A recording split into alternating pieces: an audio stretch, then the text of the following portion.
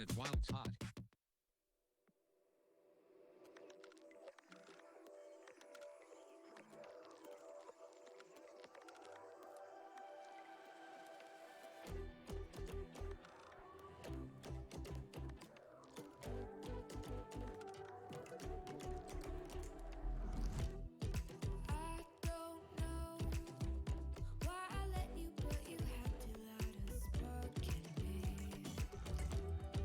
Lost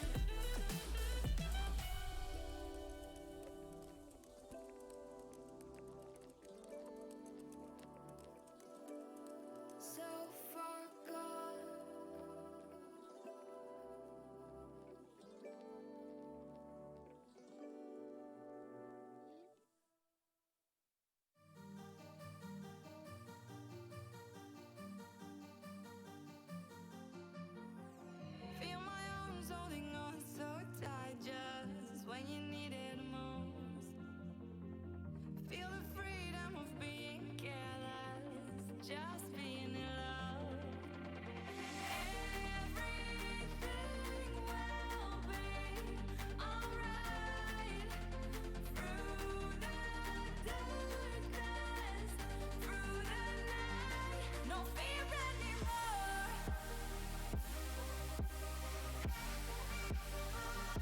No fear anymore.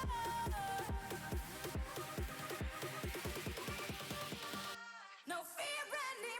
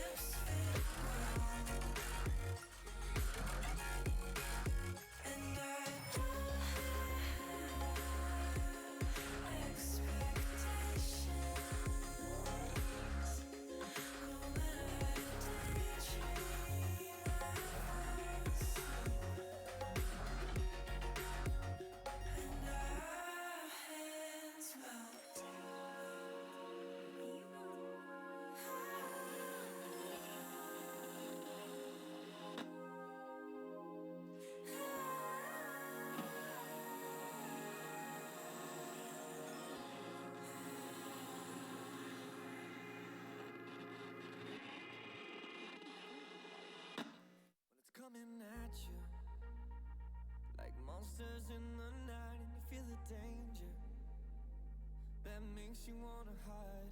When the cards are stacked against you and you're standing on the edge, now's the time, now's the time. Think about all the dreams you keep inside. Think about all the ones you love.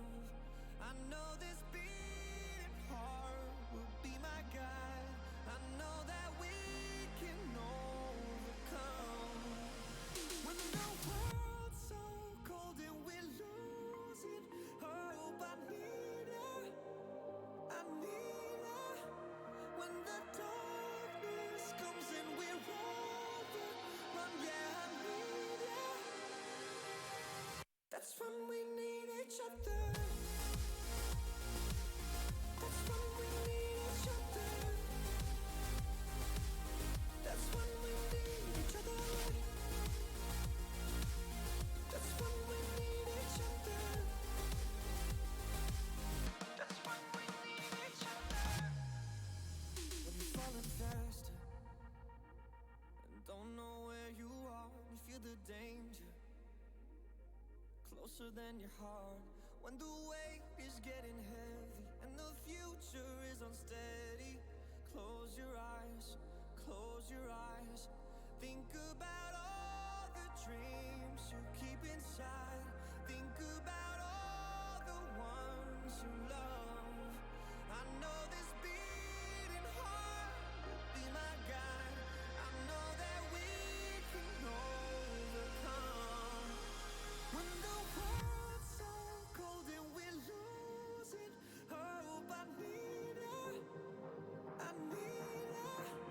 When the darkness comes and we're overrun, yeah, I need her. That's when we need each other. That's when we need each other. That's when we need each other. That's when we need each other. That's when we need each other. That's when we need each other.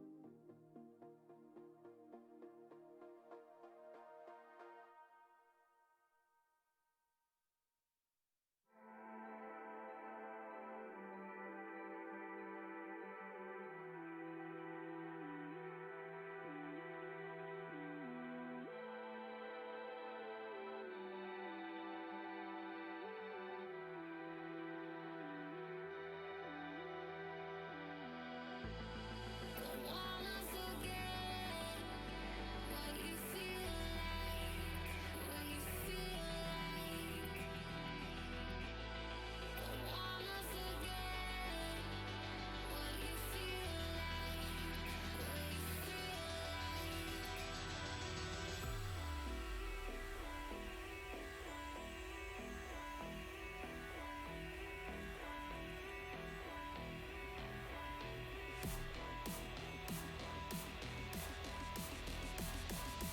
Tell me somebody how long he will be on my mind.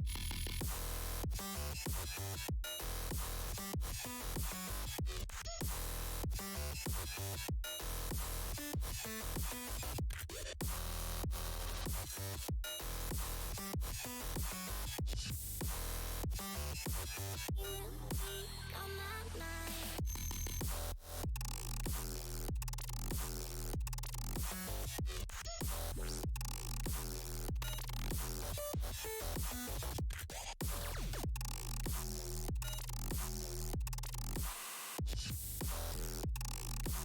He will be on my mind.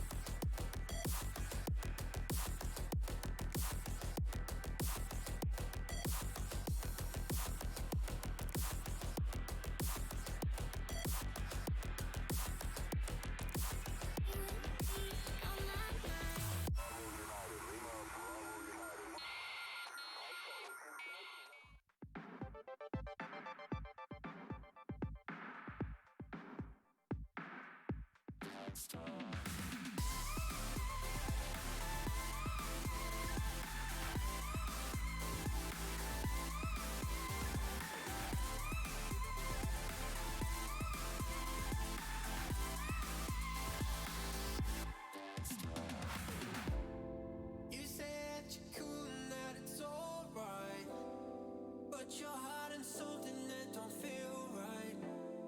You know life is better when we just talk, when we just talk. Let's talk. Baby, I'm not Potter, I got language. I ain't got no time to sit here angry. You know life is better when we just talk, when we just talk.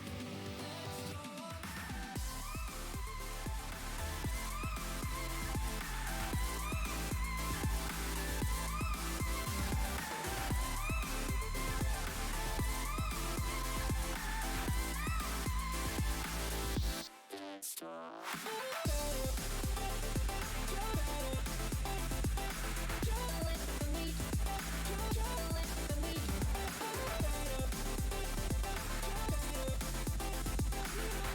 When we just talk, let's talk.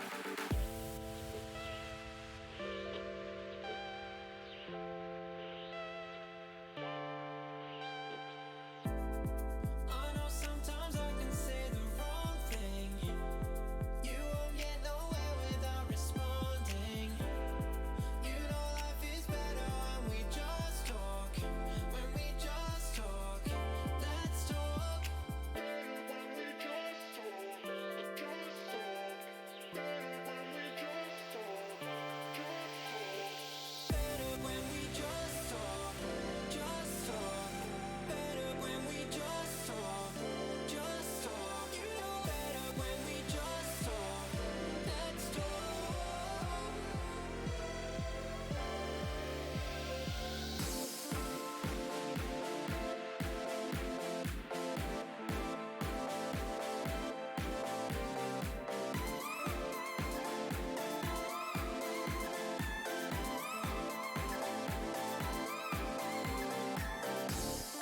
You said you're cool and that it's alright, but you're hiding something that don't feel right. You know life is better when we just talk, when we just talk. Let's talk.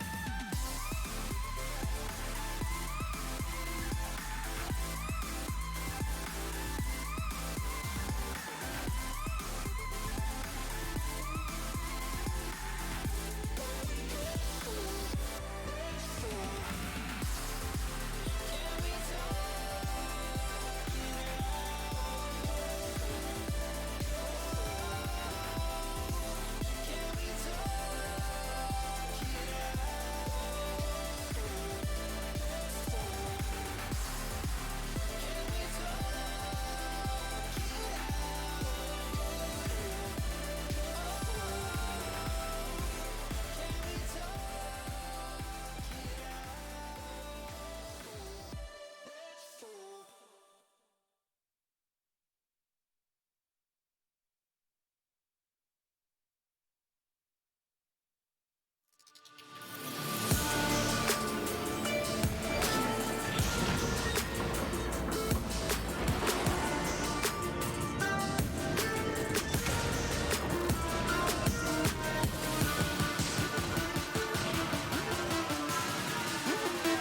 Can we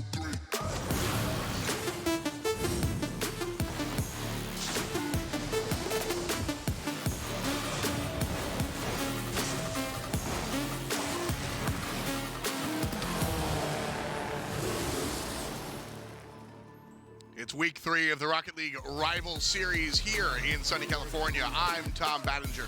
I'll be your host, driving you through it. And of course, I'm going to be assisted by some of the best in the business. It's none other than Supersonics and Stacks. How you guys doing? Doing great. Looking forward to the games today. A lot of fun. I'm pretty hyped. I don't know. I'm more hyped today than I am usually. Yeah, we're feeling getting it. to the halfway point. Just about ready to kick it into second half mode. And finally start to see some of these teams separate themselves from the pack a little bit. This is a big week for a lot of teams in the rival series. Very true. I think we've got a situation where the teams have kind of solidified themselves. Week 1, you go out and it's like, all right, first impressions mean a lot, but it's kind of up to chance. Then week number 2, all right, we'll see where everything lands. Week 3 is where the soil actually starts to become tilled, and we see who can really sprout out up among everybody. Let's take a look at our teams as we go forward with the rest of the day. It's going to be a fantastic look. RCD Espanol undefeated up on top. We Dem girls in that number 2 spot. A lot of eyes, though, on the bottom side of thing. I think Baguette squad was supposed to be a little bit better. Triple Trouble, this is that week. Remember I said week 3 was kind of the... We're going to see if Triple Trouble can kind of step up and be the team they're supposed to be, or if it's going to go the other way around. What's the team to watch here, Stacks? The team to watch for me today is definitely Notorious Legion. I want to see if they're the real deal. Yeah, they got a 3-0 win to their credit, but, it's early on in the season. They've only played 1 match. Let's see if this team can keep it going. They've got a pretty tough opponent in Team BDS. It's going to be an interesting one for sure. So as we look at all of these teams and kind of solidify themselves, I think the only thing that we can take for granted at this point in time is the fact that RCD Espanol are just that good.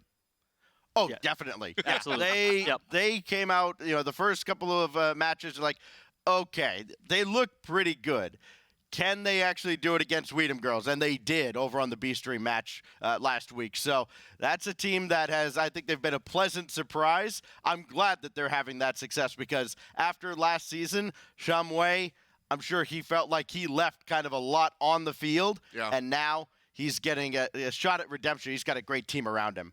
Well, we've talked about who's playing. Let's talk about what they're playing for. Up on top, if RCD Espanol stays there, they're going to be grabbing home a ton of money. But, of course, the biggest deal is the trip up to the RLCS. Number 1 team in the league will auto-promote, replace the bottom team from the championship series. 2 and 3 will have to go up to bat and fight up against the 8 and 9 teams from the RLCS in the promotion tournament to earn their spot in Season 10.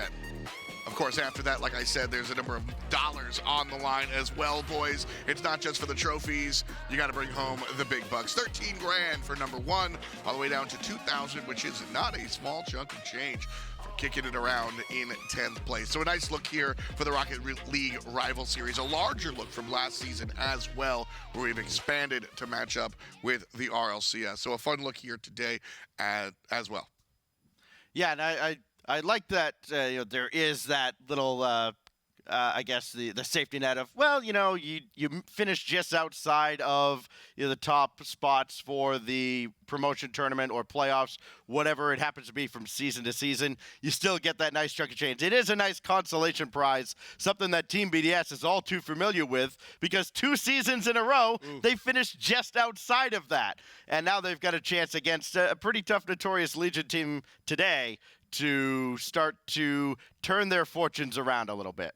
Stack shows us a little bit of our first matchup. Let's take a look at the docket and see what we're going to see today. As he said, Team BDS will go up against Notorious Legion. Notorious Legion, the only team in the league with only 1 game, so a little bit more of a question mark on these guys. RJM will play Servette Geneva Esports. Then Baguette squad will go head-to-head versus Team Vertex, and we'll end the day with Solary and Triple Trouble, who I think really will define themselves here in week number 3. So an interesting look here as we look on to matches 2, 3, and 4. Supersonic, what are you looking forward to? I'm looking forward to this first match. I want to see if Notorious Legion is the real deal or not. We've seen them do the 1 match. I also want to see how Team BDS does. It's currently sitting in 5th overall, finished in 5th overall last season. So is this going to be a similar story to last year, or are they going to be able to step up and get into those upper positions, or are they going to just kind of run the season at the middle of the pack again? I'm actually excited about the last match of the day, and not just because I'm the Triple Trouble fanboy on the Are you sure?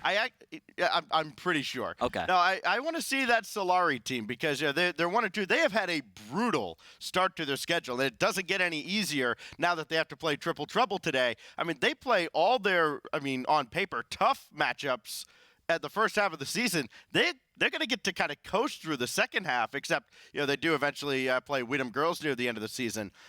So if they can weather the storm, and if they come out of this triple trouble match at 2-2, they got to be feeling ecstatic at that point. Strength of schedule, always a tough variable to kind of go back and forth with. We'll check that a little bit later. Let's take a look at game number 1, though. Team BDS versus Notorious Legion.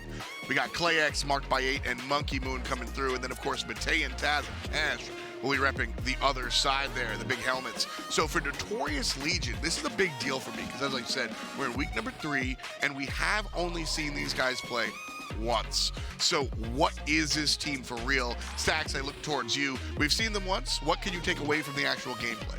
Well, Cash makes all the difference for them. I mean, he came in, the very first game he played, he came up with a hat trick, and he was literally the difference. They win that game 5-2. He has been huge for Notorious Legion.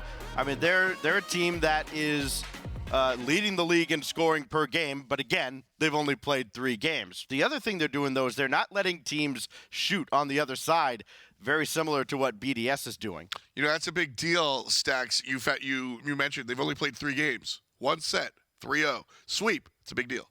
Yeah, one of the other things that I loved about Cash is that he's somebody that's actually making plays on both ends. He's that third man coming back a lot of the times off their attacks, but during that as he's that third man coming back, he's taking out the third man on the other team. He's still looking for the bump in the demo, which opened up a couple goals for them last week, and that's not something we're seeing out of a lot of players. And you take out that third man and the other 2 are up pushing, you've got an open net to take a shot at, and I really like that he was getting that done. And I like that you mentioned, too, that he plays a very physical style, that he will go for those bumps and demos, because BDS, as a team, they eat a lot of demos as well. They've had players taken off the field quite a bit so far this season. It averages out to be about 3 or 4 times a game, and that adds up over the course of a series.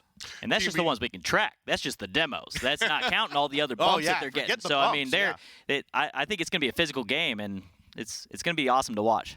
We'll see if the physicality kind of winds up in the win column. I'm going to ask you guys to put down your predictions here for the day. Team BDS versus Notorious Legion. We've kind of broke it down. Super. Where's your mind at? I'm with Notorious Legion. Everything that we just said, I think stacks up really well for them. It's gonna be a physical match out of them, and as he said, BDS eats these bumps and demos, and I think that's going to be the downfall of them. Yeah, I think that this is a very difficult matchup for Team BDS, but it's a game that they're going to feel like they absolutely have to win. If they can bring another team from the ranks of the undefeated back down a little bit, gets a lot easier to catch up to everybody in the standings. And they do play off of motivation quite a bit. They will hang around one of those playoff spots. I think Team BDS takes this one here today. All right, Stacks going Team BDS. I will be, I guess, the prediction decider. The players will decide the game. But I go Notorious Legion as well. I think although it's a small sample size, the one set being a 3-game sweep, that's a big deal. That excites me. So I think I'm going to lock down Notorious Legion as well. We'll see if they're going to be able to handle it. So an interesting look here. 2 on our side, Team BDS. What's the key factor? You mentioned they get demoed a lot. Is that what has to change, or does Team BDS have to look for a different thing to win this one? Well, what I like about Team BDS is how different they are from last season. I was a little nervous looking at how their stats kind of unfolded over the first couple of matches, because in the past, last season it was Monkey Moon. He was the scorer. He did everything for this team. Now he's the third highest scorer, and you've got a guy in Clayex who, he comes in. I mean, he came into this season with, I think, 21 goals in 3 seasons. Sure. And now he's got 8 to lead everybody on the team now. I think that spreading that offense around, that helps BDS quite a bit. It helps them from back when they were ARG. I think they look a lot better. Now they need to translate that into success against a top-tier team. At least so far, it looks like a top-tier team in Notorious Legion. Like I said, it's a small sample size, but it's only going to get bigger, and that starts right here. Supersonic Stacks, and of course, the strangest stranger on the observation. Game number 1. Bring it to us. Last season, Notorious Legion, 2/3 were Echo Zulu, and they're in the record books quite a bit because they would play some lengthy overtimes. They would play a very defensive style. They didn't need to play a whole lot of defense last week. They locked down the midfield. They took advantage on the offensive end, and they converted more than they did all of last season. Do you think that continues here this week against BDS? If they get it going at all in this first match, I think that if they can get the momentum in their favor, I think that it carries through the rest of the matches. didn't have quite as much of the midfield as I would have actually thought. But like I said, Cash on those returns back to his end, taking out those third guys. As long as you're getting the block and you take out that defender, you don't need to win the battle in the mid. You just need to win the overall battle, and they're getting that done. They are getting that done. We'll see if they get it done here today. They're going to get a goal right off the kickoff. Notorious Legion as Matane squeaks one by. Well, momentum's in their favor. 4 seconds in, first goal on the board. Not much to say about it. They're just getting it done right out the gate. It took 4 seconds for Notorious Legion to score, and now Mark Baguette in a tough spot, and he almost got dunked on there. Does challenge us out to midfield. Now Clay X over to Mark Baguette.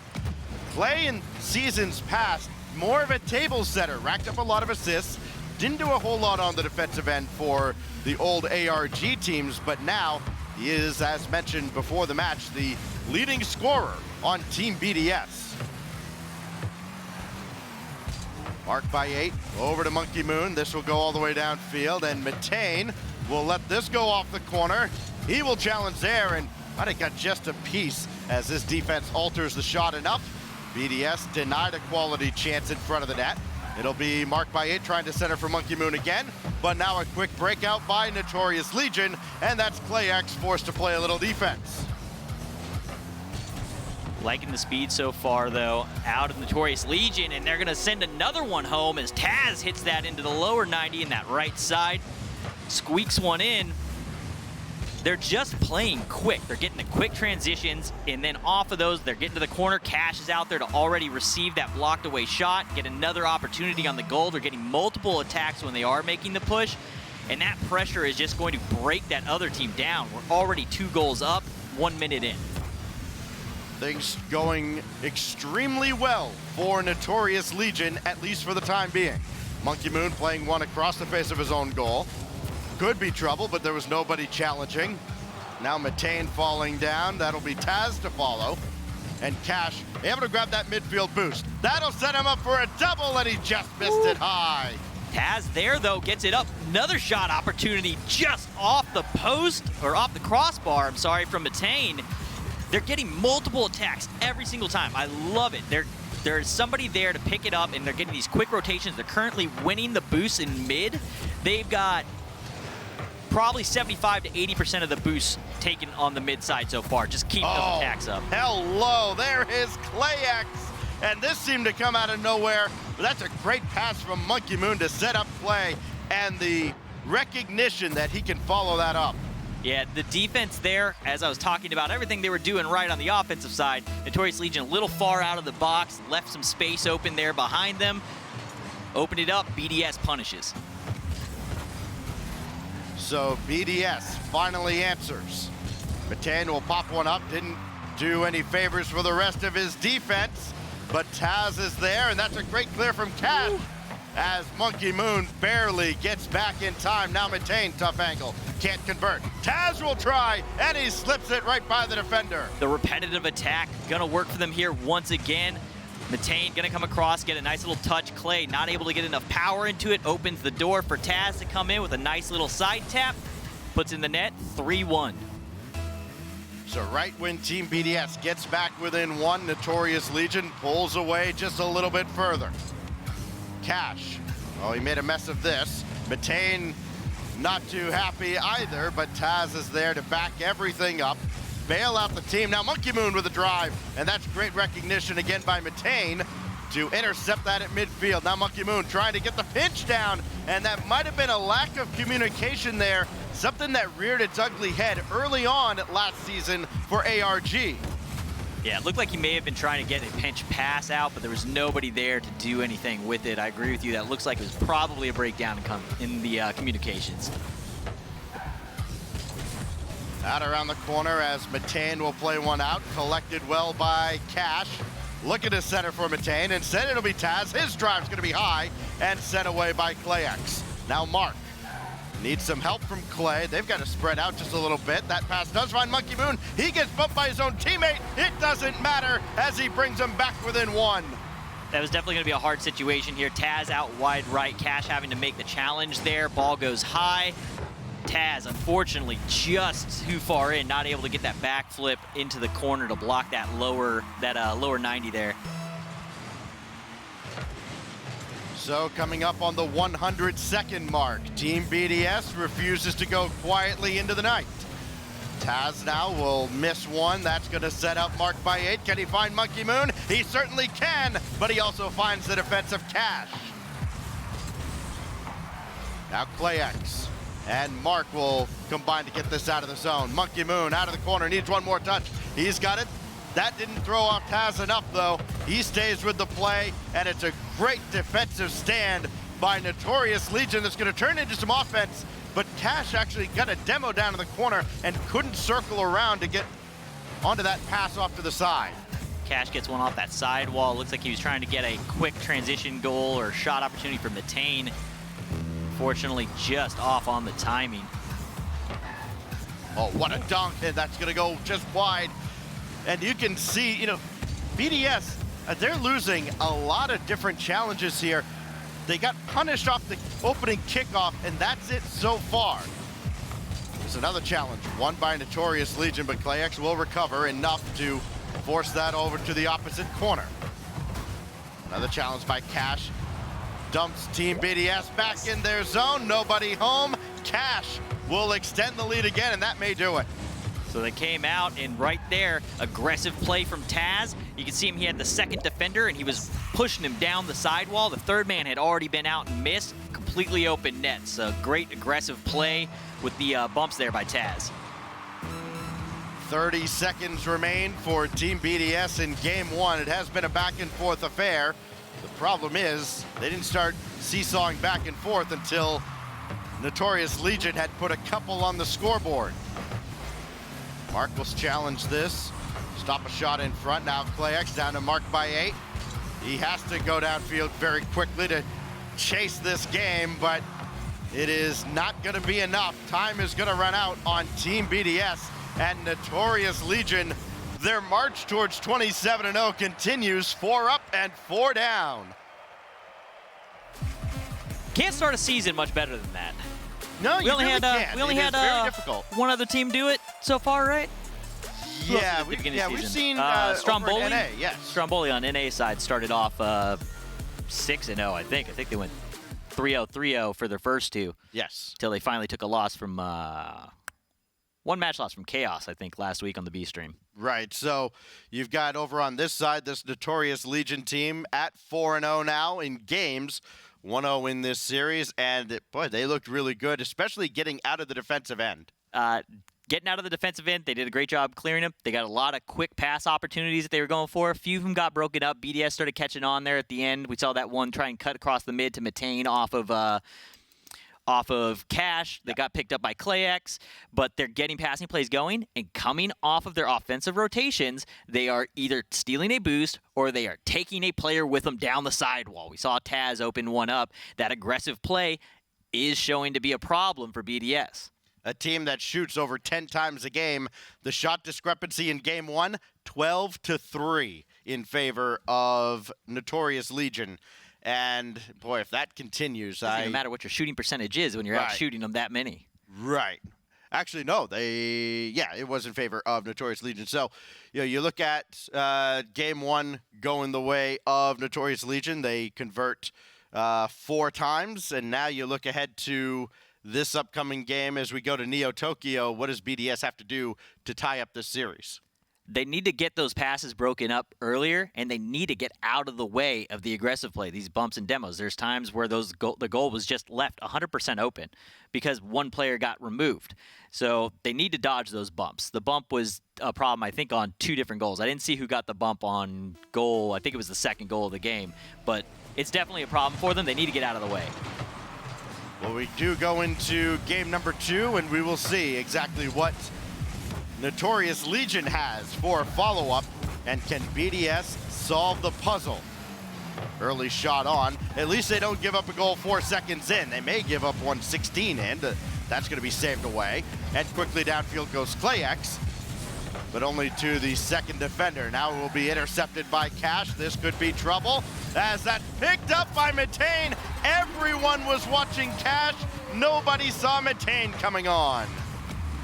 Took a little longer this game, but 29 seconds in, we're going to go up 1-0 again in favor of Notorious Legion. They're showing up again big this week. Ton of momentum behind them in this aggressive play. They're basically ball chasing on the offensive side and still making it work. And a quick shot going to come out of Cash, but knocked away by Clay. These are two teams that pride themselves in not letting the opposition get many chances at all on the offensive end, and so far that is still held true for Notorious Legion as Team BDS tries to shut down this attack. They do convert on the other side with Monkey Moon finally getting on the board. That was somebody you were talking about earlier, that we need to see him start getting on the offensive side, get some goals in. Well, he's on the board for you. He is indeed. He actually now has 2 for BDS, 2 of the 3 that they've scored. It has been the case in the past. As Monkey Moon goes, so too does this team. Monkey Moon will pop one up, but Mark had also committed for that. And he had come up all the way from the back, so Notorious Legion will take over. This could be a lot of trouble. Monkey Moon underneath 1, but there's Matane to follow. And trying to get a piece of Mark by 8. Now another drive on. That's going to be saved by Monkey Moon. Cash rather, can't drop that in. And downfield we go yet again. I'm liking the speed so far out of Monkey Moon this round. He's been really aggressive out there in the mid. He's been getting back onto defense. Again, we were talking about it a little bit. We want to see more offense out of him, but what he's doing currently in midfield and defensively has been solid this match. Monkey Moon will circle around from the back. He did not get that midfield boost. He may not need it. One more touch, no. That is sent away by Matane. That's going to go over Clayax. Marked by 8 all by himself, and he stands strong against the attack of Matane, and now BDS will have a chance. They got numbers going back the other way. Monkey Moon, pop up over 1, no, it's saved away. Ooh, double demo. Monkey Moon and Taz going to run into each other there over on the corner. Taz, that third man coming back, looking for a bump once again. It really seems to be something that Notorious Legion is trying to drive home, that they are going to take you off the field. Marked by 8, trying to pinch that around the corner. Taz backflips, but Cash is there to back him up. And that's a good job defensively by Notorious Legion, not panicking. Good communication is very evident here as this will go downfield. Meanwhile, you look on the other side, especially at midfield, that communication has broken down a few times for BDS. It has, but I don't think they're doing bad in the midfield. They've been getting up. They've been quick so far here in Game 2 to get up and break up some of these passes and take those high fly balls. They haven't let any high shots come in on them yet. Monkey Moon looking for a demo again. He did not get there. This will be sent out to the corner again, but Mark, he tried to bring it back to mid, but it stayed right there in the corner, so it works out for Notorious Legion. It's going to work out for Matane as he's blocked. Follow-up is set away as well, so Cash will have to try and buy time as his teammates scramble back on defense. 2-on-1 the other way, and that's going to be set away again. Another great job. No panic by Notorious Legion, though that ball got away, and Clayax will make him pay for it. Solid placement there from Clay. Mark able to pick that one up off Matane, brings it in, gets just the tiniest little pinch to open it up. 2 defenders are sitting on the right side of the goal. Clay puts it right on the money on that left post.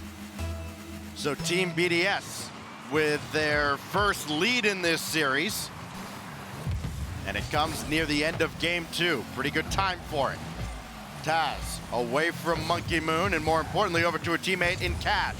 Has Matane flanking him as well, and Marked by 8 will gently guide that to the corner. Very calm under fire on both sides of the field. This will be popped up at mid. Marked by 8 now, maybe looking to follow this up. Instead, Matane's got it, but that went off the ceiling, and Monkey Moon's shot had to be set off by Taz. Yeah, it was a bit of a dangerous pass there, trying to get that out into the mid. Really what's happening on those mid-side, or infield passes, that's really where BDS is shining right now. They're breaking up those infield passes and those high-flying balls and taking them for their own. Monkey Moon, second touch, on a delay, and he still scores it through with a bouncer. Yeah, Monkey Moon getting involved here. We said we wanted to see more offense out of him. He's currently leading the team in goals. 2 goals so far, save 5 shots. He is the man taking the shots for BDS here this match. 43 seconds remain as the tables have turned. It is Notorious Legion trying to erase a 2-goal deficit in the final minute. Team BDS could not in game 1, and it's looking like as BDS applies the pressure here, that it's going to be a flip of the script entirely. Now Mark centers one for Monkey Moon, looking for a hat trick. No, and Notorious Legion will break out, but they've got to score right about now to give themselves a chance as that one's pushed wide. They're starting to scramble on offense, and really they kind of have to at this point. But since that opening goal, the offense just hasn't been able to get anything going on the Notorious Legion side. Their passes are getting broken up, and it seems to be causing a bit of a breakdown for them. A 2-goal victory in game 1 for Notorious Legion, and Team BDS claps right back with a 3-1 win in game 2. And who knew? Apparently these two teams are evenly matched. Yeah, I felt like it was going to be a good game today. BDS has been up against some tough opponents so far for the start of the season, and they took them to game 5 each time. They're definitely not a team that's out of it. They're a team that can scrap and battle with you. And they're starting to figure out this Notorious Legion offense. They're breaking up those midfield passes. They're starting to get control over the ball. They're getting out of the way of some of these bumps, and it's starting to work out for them. And it does work out to the tune of a 1-1 series now as Team BDS levels things up against Notorious Legion. And now we go on into game 3, and now the momentum doesn't necessarily shift. It looks like they just kind of go back to neutral. But what is the difference now for Notorious Legion? How do they bounce back from this one? Because it looked like as dominant as Legion was in game 1, it was just a complete reversal of fortune in game 2. So coming off the wall, it seems like they're being given quite a bit of space. Yep. I think there's some opportunities for Cash or one of these guys to take the ball to the ceiling, maybe ceiling pinch, pass down, pass off the ceiling, get a little bit more creative with your passes. The basic ones going for the infield or just trying to boom them up into the air aren't working. You're going to need to figure something out, get some passes out of the corners. They just need to change up the pass game, I think, because those lanes are getting broken up right now. Yeah, and attention to detail plays a huge factor, too. Just one bad touch can spell the difference. And it did a couple of times as BDS was able to take advantage. Here's Clayx twisting through the air. Picked his spot, but the spot was high and Matane met him anyways. Now Mark Baguette. Follow-up Monkey Moon! And Mark Baguette almost played decoy here. So we just saw it at the end of last match where we had a double commit whiff that didn't get punished. These misses right now on the defensive side of Notorious Legion is uncharacteristic from what we've seen from them so far this season. Granted, we've only seen 3 previous games before today, but these whiffs, you cannot miss these balls on the defensive side like that. You're going to get punished, and you're opening up opportunities, and Monkey Moon is going to come in and punish once again. No man in the net. Quick kickoff here. Mark going to put one up into the corner. Waterfall down. Monkey Moon all over it. This is the Monkey Moon of old, too. He took a little while to get going last season, but once he did, he was an MVP caliber candidate. And it is working out right now as now he's added 5 goals in 2 games and less than a minute. That's going to be missed. It's going to leave Matane against Monkey Moon. Good luck. Made 1 stop and nobody followed up. Clayx a little further back than maybe Monkey Moon would have liked. Another open net, gonna be a goal. Mark Baguette gonna punch it home. BDS heating up. 44 seconds in, 3-0. This has gotta be demoralizing right now for Notorious Legion. Yeah, Notorious Legion had all the momentum out of that first goal in game 1. It came 4 seconds in. They were able to hold Team BDS at bay. But ever since then, it has been all Team BDS. That ball pops over the oncoming attacker for Notorious Legion. There's a whiff on the side that requires a goal line save, and then Mark Baguette adds yet another, his 2nd goal of the game and series, and Team BDS continues to roll. I have nothing to add. You said it all there. BDS is just high power offense. It's what we saw out of Notorious Legion in the first game. They were getting those multiple attacks every time they came up. Now BDS is doing that, but they're doing it even better than what we saw come out of Notorious Legion in game 1. Well, Team BDS on pace for 20 goals in this game. They have 4 in a minute, as Monkey Moon will let this go by. Taz to center. That's going to be sent away. Well done by the defense of Team BDS. It'll be Clay. Lets this one get away. Notorious Legion has made that mistake a few times as that pass goes back to Taz. So you get excited there, Supersonic, but it just didn't work out. That's the type of passing that I was talking about, that I want to see out of them. Get some unexpected touches. Put this ball where the defense isn't going to expect it. Fortunately, that one did get broken up. But they need to get those types of passes going. This shot is going to be sent away. It pinballs around a couple of defenders.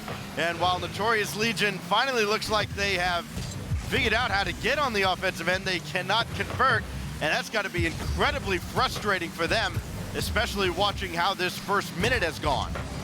Yeah, and I'm looking at some of the stats here for the boost steals right now. They're controlling the boost steals currently on the side of Notorious Legion, but you wouldn't expect that considering the fact that they're down 4-0.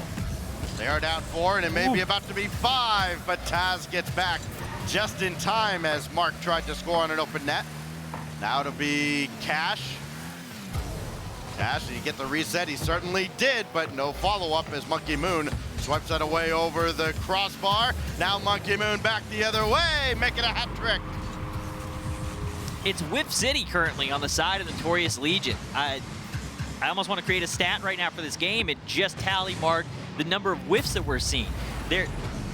You cannot have this number of misses on balls that aren't being challenged. It's not like they're being challenged for it. It's a free ball and they're missing them. Cash does not win this challenge. Instead, it is Monkey Moon. Worst possible scenario for Notorious Legion, and add yet another 2 separate hat tricks, 1 for Monkey Moon and now 1 for Mark by 8. My silence says everything. Yeah.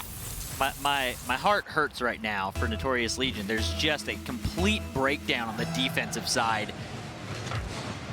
Yeah, waiting for Notorious Legion to score in this game, starting to feel a little bit like waiting for therapy to be released. Here's ClayX, another centering pass. That's not going to find anybody. So this will go downfield just ahead of Cash.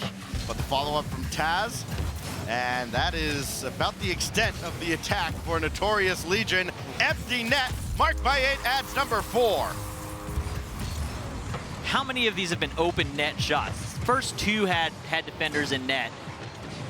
I'm saying over half of these. At least 3. I think 4. Yeah. Possibly 5 of these have been open net shots. Something needs to get fixed. There needs to be a conversation right now. This game's over. Just park your car. Everybody go post up on your goal line. Just park and have a conversation with each other. Figure out what you need to change up because this isn't working. The European League play record is 8 goals set by, of all teams, Copenhagen Flames against Excel a few seasons back. The stats that you pull sometimes amaze me.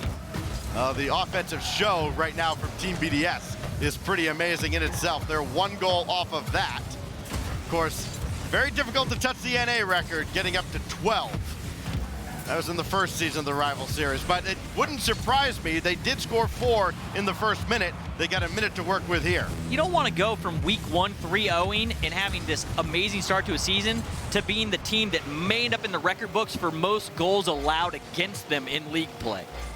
Yeah, that's not a record you want. Yeah, and a team that did come in leading the league in scoring is the team that is currently getting scored on left and right, though to be expected because both of these teams were 1 and 2 in shots per game, and it's no secret why Team BDS is up there.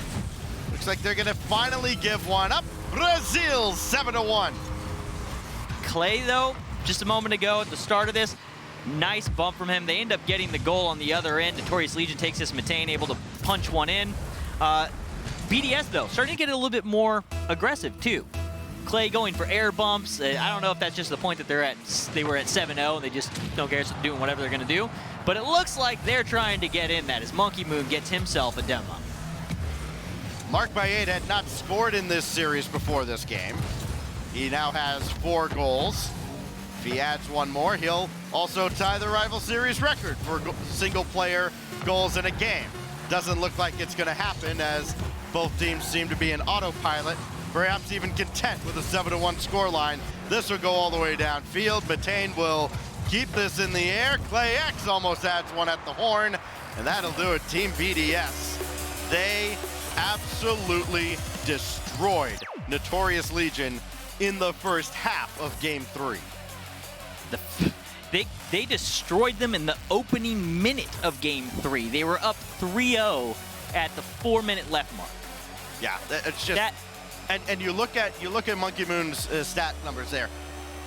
3 goals, 6 saves, 6 shots. You look at everybody down the line, 2 assists apiece. A quality team effort to say. I mean, just Team BDS. Monkey Moon obviously dominated. They dominated. Yeah. Monkey Moon is doing it all, and he's doing it well right now. I was talking about the speed of play in game number 2. He was getting up, he was getting back on defense, he was controlling the midfield, first to the ball almost every time in the middle of the field. Once again, he's that guy. He's there, and he's always back on defense to get that save when needed. Ton of shots still coming out. 10 shots from Notorious Legion. But the defense just holding up. And Mark by 8 on the goals that should have gone in, like Mark just kind of like falls off the backboard in front of the ball.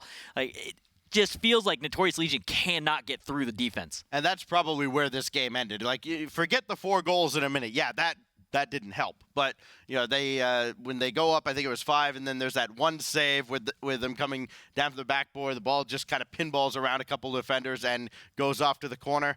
That, I think, was the point where Notorious Legion decided, all right, pack it up, boys. Let's go to Game 4. It is so disheartening when you cannot get a goal in. And they did things right. It's not like they were making bad attacks on the net. It's just that BDS was so good about being there to block it.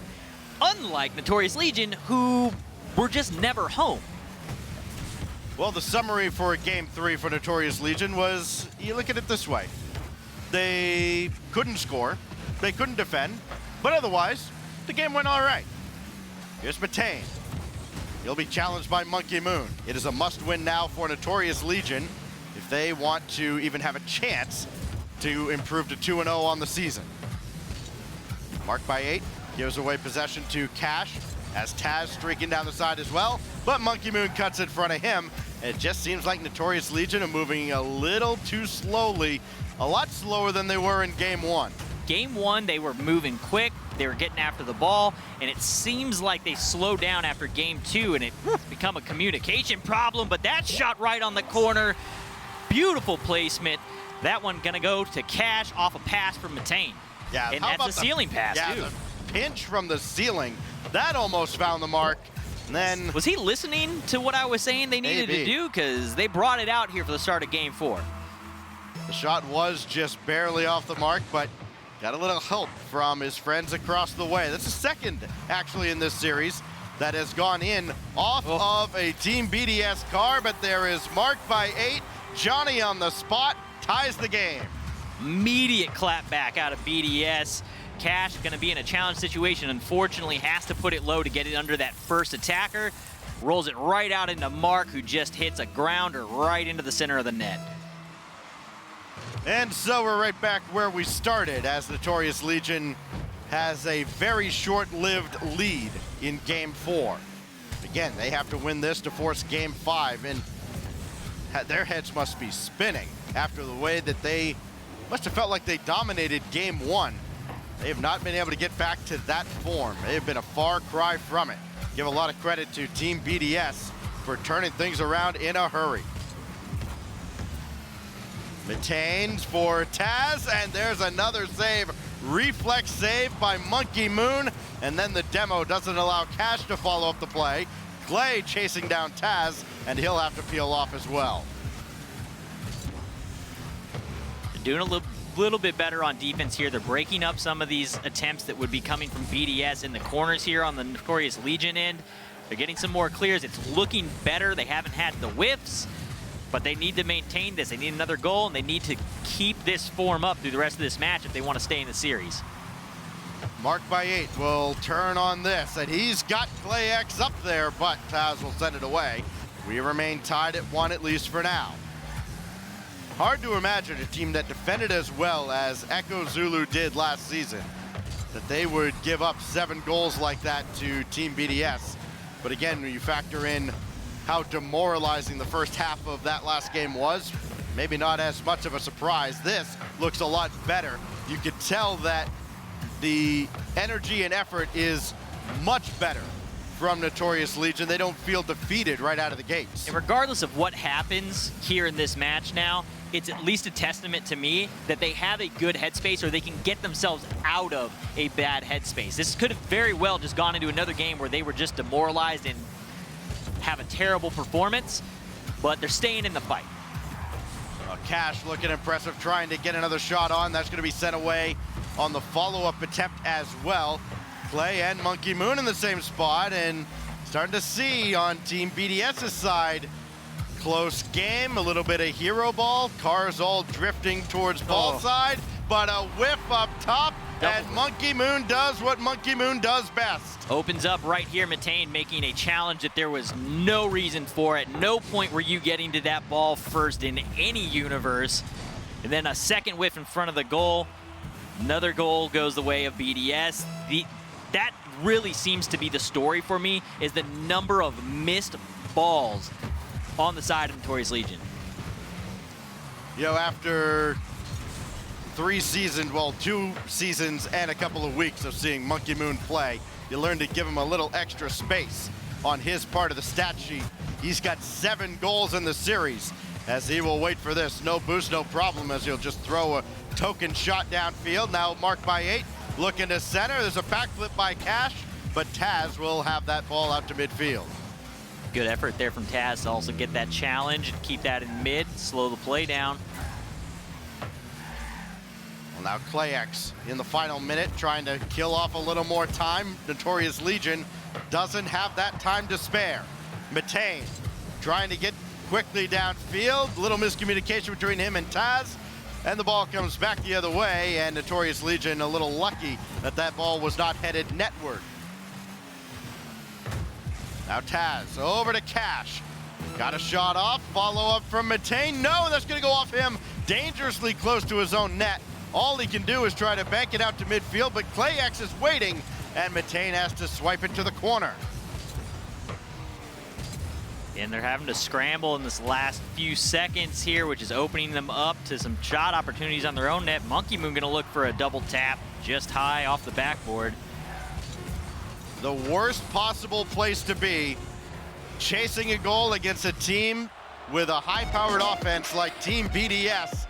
And after a lackluster first game, BDS rights the ship. They go on to outscore Notorious Legion to the tune of 12-3 over the final 3 games. And Team BDS is now 2-1 on the season. BDS showed up. You know, I bought a lot of stock into Notorious Legion after watching them in week 1 and seeing that high-powered offense as it was going. Coming to week 2, though, BDS cranks up the offense, and we find a complete breakdown defensively to the tune of, I had to have counted at least 10 just open ball misses on the side of Notorious Legion, and I really think that kind of set the tone. It just seemed like they were off their game once we got into match 2. Yeah, stocks crashing everywhere, especially with Notorious Legion. Who knew? As they drop games 2, 3, and 4 to Team BDS, and now both teams sit with 1 loss on the season. And that leaves, if memory serves me correctly, RCD Espanyol as the only undefeated team in the European Rival Series. So they got to be feeling great. They got to be loving life.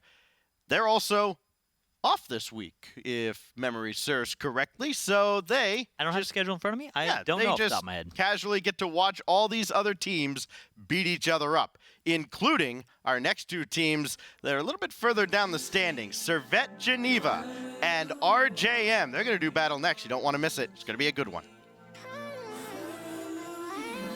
Wish you're here next to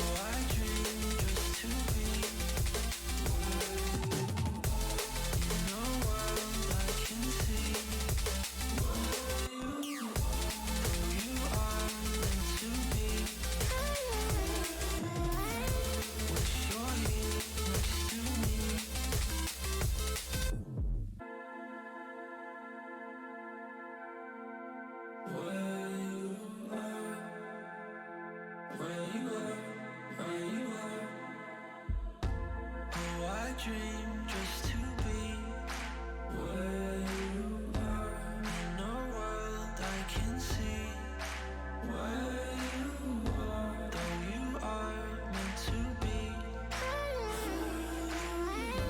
Wish you're here next to me where you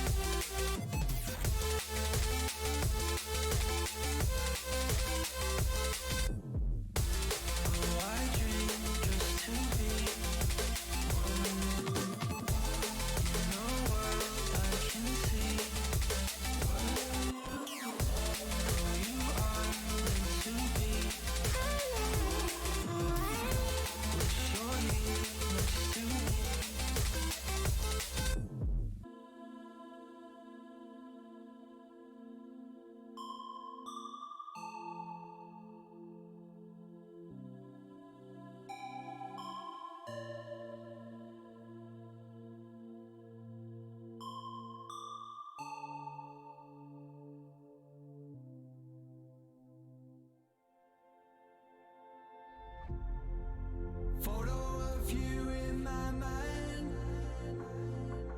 on the table under lights. There's no one here but you and I. This neon town is yours and mine. And I said, hey, Carissa, stayed up through the days and night, lay and we watched the world get light. Hey, Carissa, sunlight, freedom in your eyes. Please don't leave now.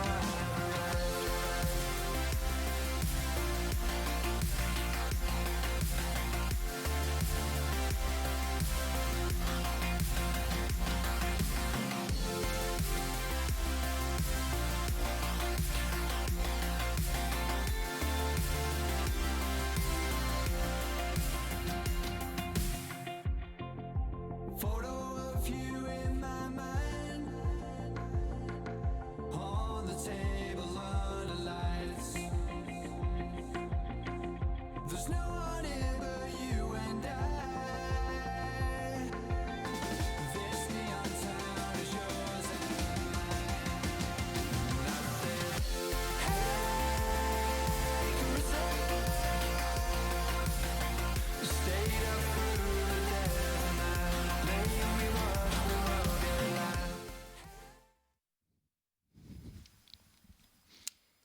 Greetings and salutations. Welcome back here, folks, as we're in the middle of week number 3 of the Rival Series. Joined here, of course, by Supersonic and Stacks one more time. One in the book, and that was an electric match.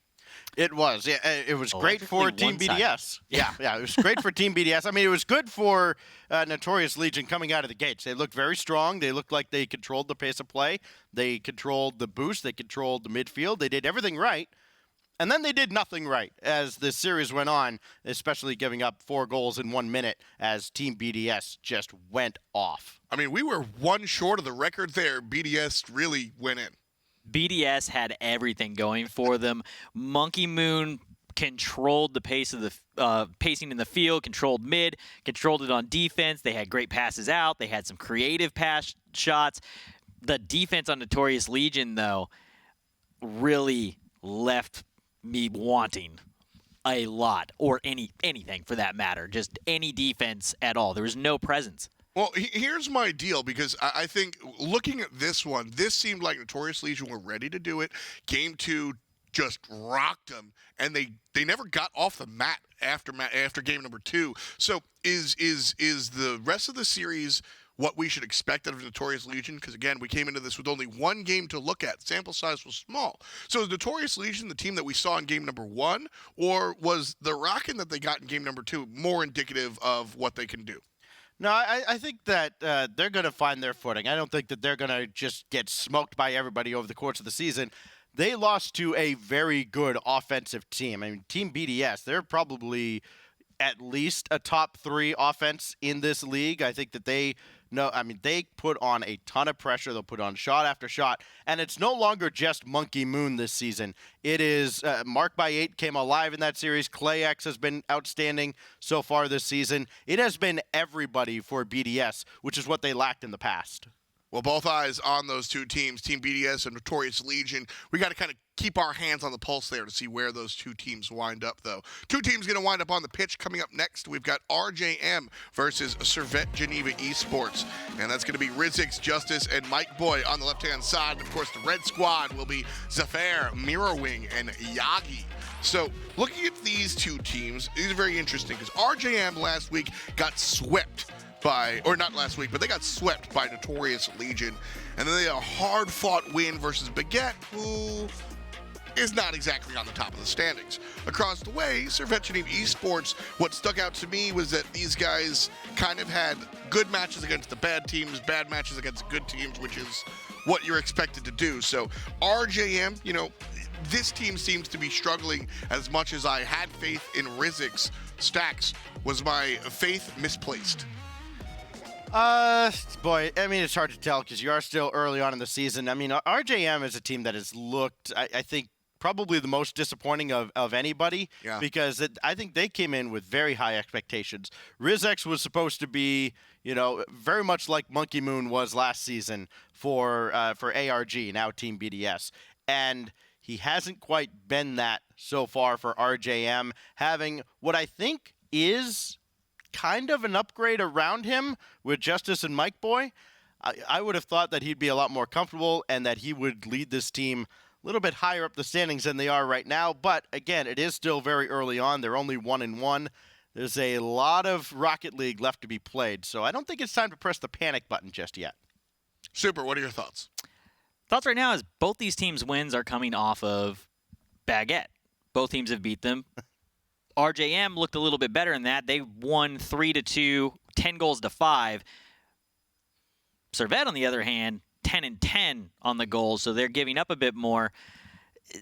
Kind of an even matchup, though. RJM got rocked by Notorious Legion. WDG ends up going up against Servette, and Servette didn't look terrible there. So it's this weird battle of the middle of the pack, and it's kind of hard to pick one or the other, but... Well, what I've got here is, before we jump into predictions, I'm just going to set the table here. I think that Servette Geneva is pretty much going to prove to be a perfect middle-of-the-pack team. I think that this will be a litmus test, both today and going forward, for teams facing against them. If you win against this team, maybe you're on the upper side, and if you lose against this team, maybe you're on the lower side, because I see Servette Geneva as really that there. They're that gatekeeper. A perfect word. And do you have the perfect prediction? Do I have the perfect prediction? We will find out. I am actually going to go the side of Servette Geneva. Okay. Yeah, I like Servette Geneva in this matchup, too. I mean, this is actually a really tough part of the schedule for them because they've got a lot of difficult matches coming up. They got Triple Trouble coming up on the B stream later on this weekend. They got Solary coming up next week, and then they get BDS on the B stream next week as well. I mean, so it actually would be very easy to look past this matchup with RJM, but I do think Servette Geneva takes this one. You're itching. What do you say? I'm just, and it doesn't necessarily get better. They get Vertex after BDS, but then they're straight into RCD Espanol, and then Notorious Legion in the final week, where hopefully they've had the defensive issues worked out by then, and if they do, that's another powerhouse you're going to run into in the last week. The back half of this schedule for Servette Geneva, it's a tough one. Well, let me be the combo breaker here. I have put down RJM. I think that, and it's funny because I put these predictions in before we saw game number 1. And what were we saying about Monkey Moon coming into this one? Not doing enough, pretty much let down, not doing what he did last time around, and that's what we've been saying about Rizex. I feel something about this guy, and I think this week is the week that he's going to step up. And like I said, Servette Geneva might be that litmus test, that gatekeeper, and I think RJM has what it takes to really break open that gate. I really do. I don't know. That gatekeeper of Servette Geneva, they currently have last week two players. So Yagi and Zafir are number 1 and number 2 in EU on saves right now. And that's the gatekeeper that you're going to need to go through. If you can't get the ball in the net, it doesn't really matter. You're not going to get much done, and I think Servette's defense is going to hold up. We'll see if it does, because winner take all, like I said, this is this one counts for RJM. We'll see if they're on the top side or the bottom side. Gentlemen, take us away. Well, it is good that some of these teams that previously had zeros in the loss column, they have been brought down to earth between the B stream and earlier today seeing Notorious Legion drop down from the ranks of the unbeaten, because it gives all these other teams that already have a loss just a little more breathing room. The margin for error expands just a little bit. It makes it more interesting. I like it a little bit more with everybody having. I like the battle. I like getting into those later weeks and not having just a runaway team. I want to see a struggle and a fight at the end. Both these teams have played 8 individual games. They are 1-1 on the season. RJM 3-5. Servette Geneva Esports 4-4. Something's got to give here in week 3, and it begins with Mike Boy trying to lob one up, looking for Rizex, instead missing everybody, and just as we saw from Notorious Legion, crisscross whiff, bad news. I just touted Yagi and Zafir as the number 1, number 2 number saves EU. And Yagi and Zafir just double committed on the backboard and didn't touch the ball. So that's a rough start, and they're out here to make me look foolish, I think. Zafir will try first. Now it'll be Yagi to follow up, and he tried to get the flip reset, but it was of no consequence whatsoever. So this will go all the way across now. Yagi, he got on the wrong side of that ball, tried to recover. It'll be Justice over the first defender, back the other way. Mirror couldn't catch up. The lead is 2-0 very early. Again, had a bit of offensive pressure there. They committed too hard to that. Not enough space there in the midfield for him to get up and get to that ball, and another boomer down the field. Gonna go the way of RJM. The first time we saw Servette Geneva Esports in the rival series, it was a much different team than what we're seeing right now. That roster did not get manhandled at any point like RJM is doing to Servette here in game 1. We saw how demoralizing that 7-1 match was for Notorious Legion. They responded well out of it, and they did all right. But that was also, oh man, Justice gonna send another one home. We saw how demoralizing that was, and that's what's happening here in game number 1, which is a much harder situation mentally to come back from here. Servette Geneva going, if they can't get it together here and get something going by the end of this match, I'm worried for them in game 2. And we're only a minute in. Growing up in the 90s, some of us had our heroes. One of mine would have said right now that Servette Geneva is getting whipped like a government mule right now by RJM. 5-0 in 60 seconds. Rizex, that striker last season, doesn't even need to get involved with putting the ball in the net when you've got Mike Boy with 3 goals already and 2 from Justice. All the passes, though, Rizex is setting them up. 4 out of these 5 have been assisted. Rizex, though, as I said that he wasn't getting the striking in, he's going to put one home. 6-0, minute and 7 seconds in. I mean, this is a beating. All caps, F in the chat, beating right now. 67 seconds have gone by. 6 times RJM has lit up the goal. Make it 7. No, not yet, as that will finally be cleared away. Again, another double commit miss on the backboard from Yagi and Zafir. They are just so far off the mark. It's not like they're even close to the ball. They're missing it by a car length. Little interference on the side. Mike Boy had to contend with that. Now Mirror back the other way. And Rizek, I think, enticed him into taking an early shot. And because he rushed it, didn't get any power. And Justice will send this away, and only as far as Zafir. Hey, Servette Geneva now on the offensive end. There's a save made right in front. And here comes RJM yet again. Rizek over to Justice, looking for his 5th assist. No, follow-up, that's saved as well. Servette Geneva keeps it at only a 6-goal deficit. Only Oh, a never 6-goal mind. deficit. Never mind at all. Make that 7-goal deficit here as they punch another one home. Rizek off the pass from Mike Boy, straight to the center of the net. Nice little 89-mile-per-hour fastball. Yeah, equates to 142 in non-freedom units. This will now be taken by Mirror over to Zafir, and nothing doing, as has been the case all throughout the first half of Game 1. We were talking about all the records that Team BDS could have set in that rout of Notorious Legion earlier. It is very much a possibility for RJM, as now we finally get into the second half of Game 1, and RJM has 7 tallies on the board. They've figured something out between their last match and this one. They've got the offensive game going. They're getting multiple quick strikes on the goal when they come up. Boy, if they Solid couldn't defense score from that, Mike. if that one gets saved, they're just not going to score this game. Mentally right now, they're so out of it. You're coming in and you're not even really trying to line these shots up, make a good shot. You're just kind of throwing the ball at the net at this point, I imagine, from the Servette Geneva side. It's really hard mentally to stay in the game. Rizek assisted on the first 4 goals, and hey, for the second series in a row, we will have a 7-1 scoreline. Take from that what you will, as Yagi finally breaks the drought. 147 remains, 7-1. Your silence says it all, as it has been crickets on the offensive end. I can only try to fill my silence in so many times today, and then I eventually just lose the heart to have anything to say. And it looks like Servette has probably lost the heart to compete here in Game 1, as Justice will get a shot off that will be set away well out in front. Now Yagi does not get a shot there as he gets bumped out of the way. And now here comes Mike Boy. Can he give Rizek a 5th assist? No. That would tie a rival series record, so instead Rizek tries to do it himself, and that's saved away by Zafir.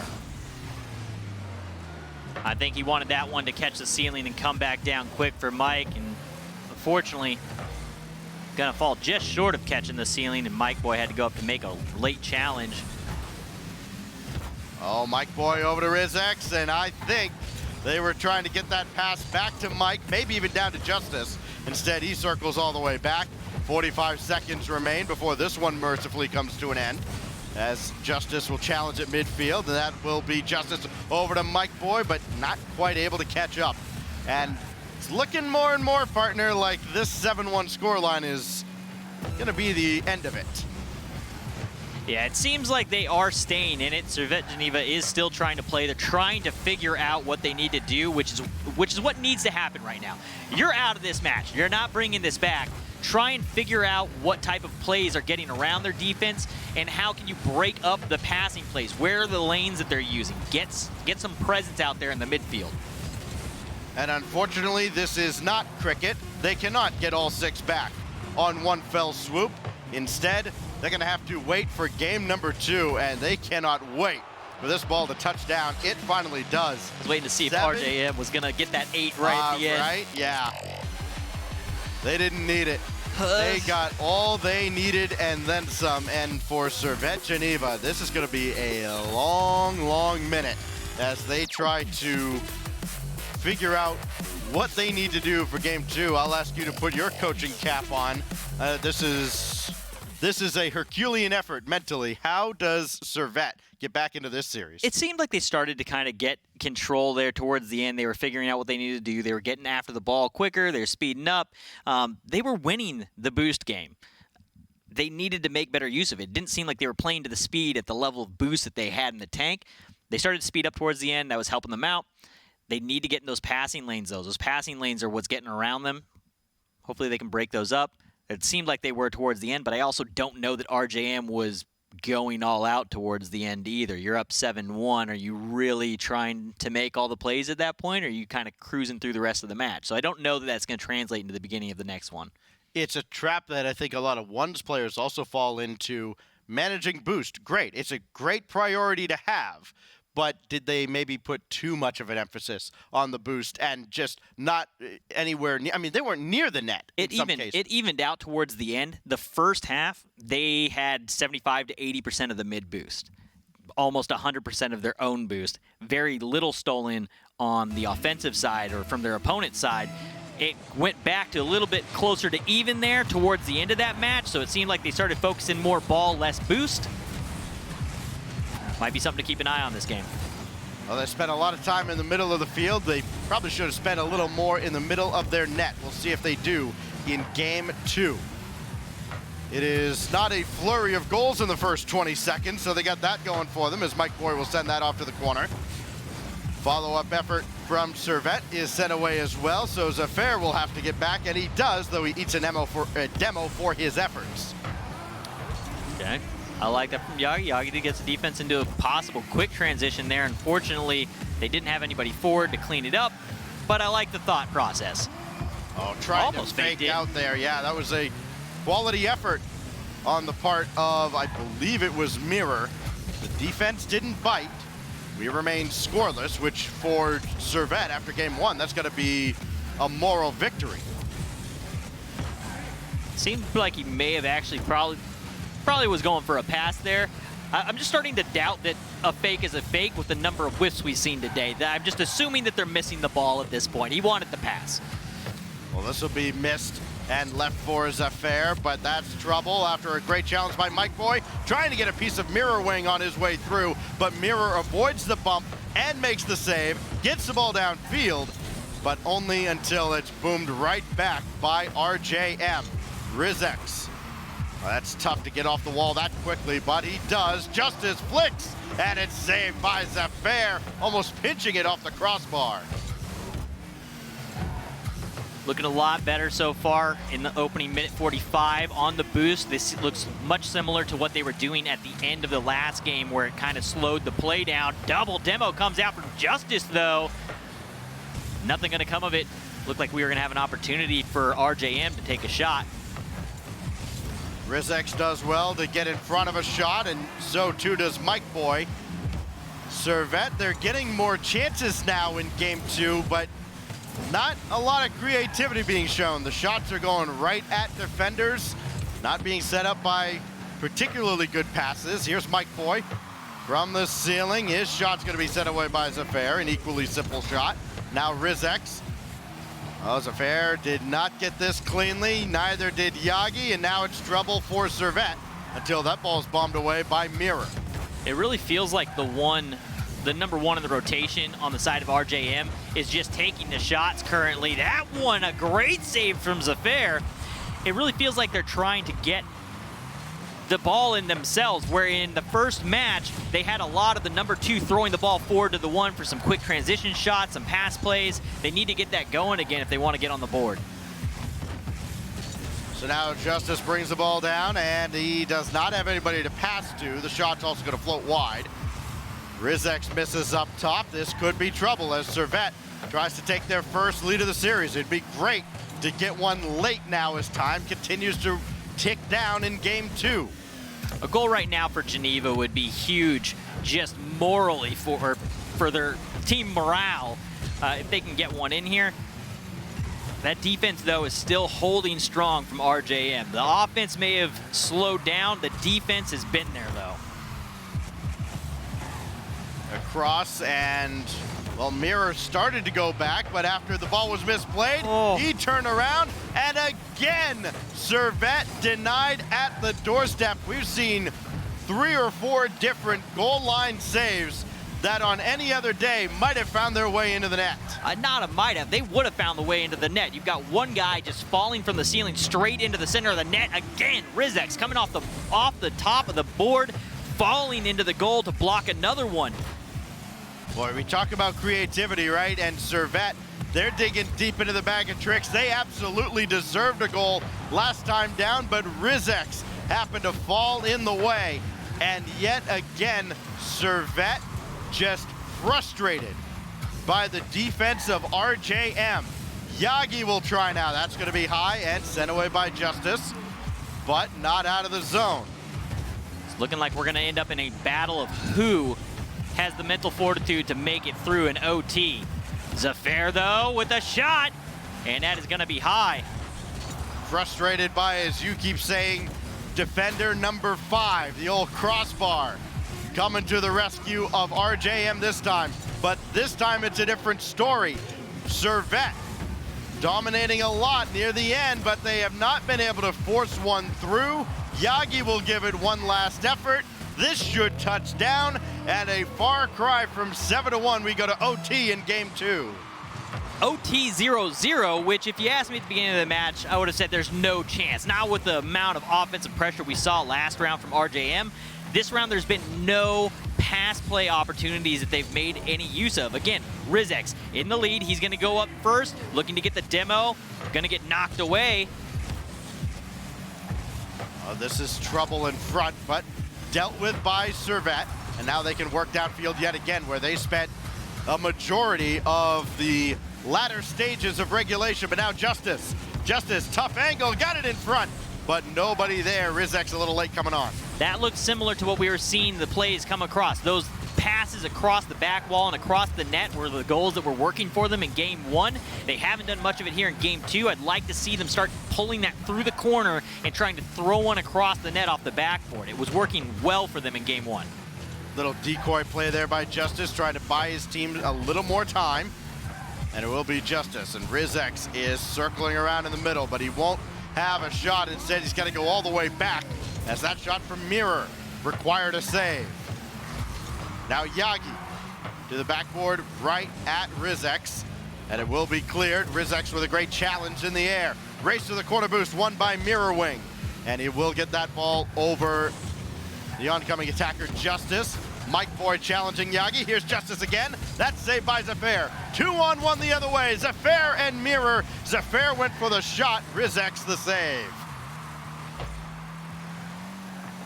Nice touch there from Justice to get it out. Was looking for him to pull that one off the corner to the mid for a shot.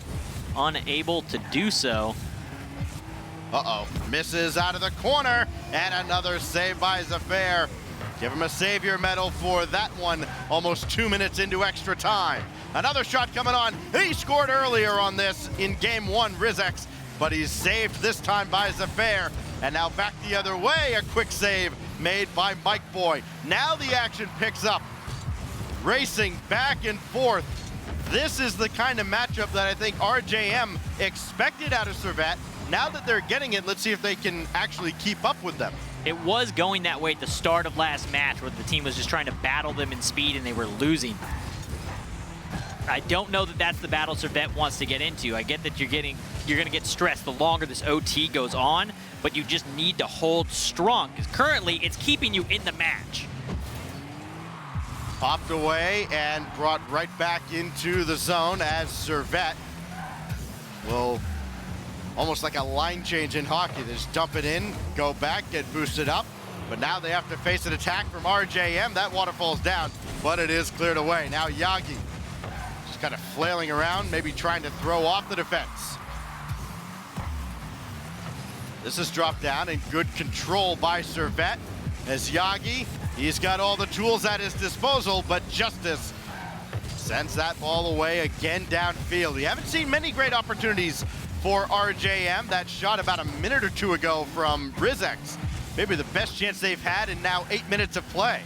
Yeah, Servette's defense has definitely figured something out, and they're getting out there and getting in the way and breaking these plays up. We're talking about the pass plays in match number 1. Passing lanes are getting shut down. Creative pass there, and it's finally going to send it home. Mike Boy gets one off the ceiling pass from Rizex, takes down game number 2. Not quite in as epic of a fashion as we saw in game number 1. Simple 1-0 at 3 minutes and 30 seconds into OT. I mean, this game really should have been about, at least 3-2. It felt like both teams. I mean, the shooting accuracy is obviously going to go down because you had a combined, 11 and 14. So you had a combined 25 shots and 1 goal. So the shooting percentage is going to look bad. But the accuracy was on point. You can't overstate the importance of every single save that was made. 7, in fact, made by Zafir in that game. I mean, just a great all-around effort defensively on both sides. That's why that game was scoreless for so long. And yes, it is finally Mike Boy that breaks through. Yeah, that's what I was touting at the beginning before we got into the match, is the defense on the side of Servette Geneva. Really, really strong. Didn't show up at all in game number 1. They were there in game number 2. Hopefully going down 2-0, though, to start the series doesn't get them out of it. You have figured something out in game 2. You held them to 1 point versus 7. Now you just need to get the offensive transition going. You've got the defensive side, get a couple quick transitions, get a goal or 2 in. You're off to a good start. RJM is starting to commit a little bit, and they sometimes leave that guy in mid, and you have opportunities to kind of boom one down the field over them. They need to recognize those moments and get those shots in. You can say what you want about the defense for Servette in game 2, but here's another fact. They've played about 14-plus minutes of Rocket League. They have 1 goal to show for their efforts, so they do need to get it going on the offensive end because you cannot hold this RJM team down for that long and expect to win again. Let's see what happens with Servette on the offensive end in game 3 as they try to fend off a sweep attempt by RJM. Rizek's trying to set the table. Mike Boy's shot is saved. And Justice has that blocked away as well, but they're not out of the zone just yet. Now they're about to be. Zafir tried to come from the ceiling, maybe trying to get a little too cute. It's going to cost them. No, it's a save made by Mirror, but he had to strafe all the way across from left to right. Nice touch there from Yagi, looking for that quick infield pass. Unfortunately, Mirror got beat to the ball, but he's going to bring this one down himself. Tries to put it on net. Justice going to knock it away. Now it will be Justice again, another challenge out of the side, and Rizek's looking for the midfield boost. It's not there for him. So now Mirror back the other way. Servette trying to, again, take their first lead of the series. You can see the offense of RJM really just kind of itching to get going as they almost triple committed there into that corner and created a situation. Justice last second pulls off, brings it down the field with a pass off of Rizek, sends it home, and they're up 1-0 to start this game number 3. Oh yeah, that's just impossible to. They just had to scratch the itch. They got to take care of it as I talked about it. Yeah, well, that's just impossible to defend too. You've got Rizek. I mean, he drops the ball off behind him. He is fully committed on going for the last defender. So not only do you have to worry about when that shot's coming on, knowing there's going to be a ton of power, you also have to deal with the oncoming wrecking ball looking to take you off the field. 1-0 to RJM. So yes, they do score first in all 3 games so far. This will be left by Rizek, and Justice will take over. Very bold strategy. Justice getting that ball. He had just come from the offensive side. He had gone all the way down, taking the boost from the Servette Geneva side, and then transitioned all the way back to pick up the shot. Oh, they are changing speeds on their attack too. I mean, you're seeing Servette, especially on the broadcast feed. I mean, you're seeing them gear up for a big, heavy shot, and then it just turns into a gentle pass or a gentle touch, a control, a flick, just anything to throw off the timing of the defense of Servette. RJM has them guessing and guessing wrong often. Yeah, and I like the speed changes. So they were very quick on just automatically hitting the ball every single time the ball was in front of them. Now they've slowed down a little bit. They're not exactly approaching at full speed. They can throw a couple fakes in there. They'll probably just start breaking through again and start putting up some pretty high scores. Well, that ball left in a precarious position for a while, but RJM not able to capitalize as Mirror will go across looking for boost on his way back. Servette trying to tie up this game. They have to do at least that to prolong the series as Mike Boy will send another one downfield, and he's going to burn most of his boost to get it deep into the corner. And he will, instead of turning, a lot of discipline there, he does not turn for the ball, instead goes all the way back. Kind of a rookie mistake you see a lot of players make. They'll turn on that and throw off the entire rotation. He does not. Of course, he's also no rookie in the competitive scene. That's going to be high and sent further downfield by Servette, but not passing the ball. They're trying to work individually, and it is not working out. That challenge is going to go just wide. Almost an accidental goal by RJM, and that would have perhaps put this out of reach. We've seen both teams attempt this kind of solo carry, solo plays, and it's just not working. And the quick pass, that is functioning. Mike Boy with a quick hit off of the set by Justice, puts it right into the defender who smacks it home into that upper 90 for him. If it wasn't over, 15 minutes into the series when Servette had scored just the one goal, it is now. Rizek adds another off the kickoff. It is a torrential downpour right now as nothing has gone the way of Servette. And nothing has gone the way of us this match either. I'd like to, I don't want to talk about it. Rizek gets F-Dot's probably just grinning in the green room right now. Here's the funny part of that. There's no assist on that goal. The attacker didn't even come up and get ball. He got the Servette defender at midfield. That's a full shot off the kickoff. Are you kidding me? Hey, man, whatever gets the job done.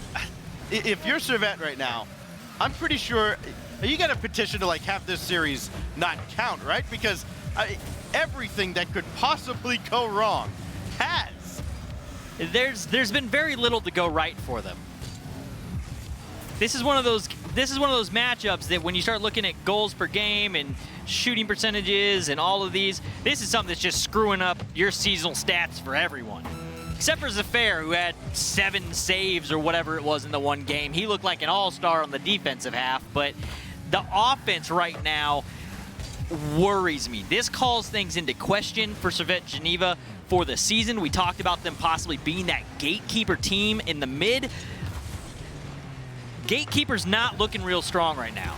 Well, those 7 saves ties him for 5th in most saves in a game. Him and, about a dozen others. And that's about the only solace that Zafair and Servette Geneva Esports can take from this series. They may get one at the end. No, they don't. They don't even get an accidental own goal at the end. It's just 1 goal in 3 matches? 1 goal, no assists. What's the goal differential look like? That's my question. We had 3, 7, and 1? Yeah, it is 11 to 1? 1. Close games. Close games. Well, yeah. So Servette Geneva. A close Back game. to the drawing. Yeah. 1. Yeah. That's the joke. Yeah.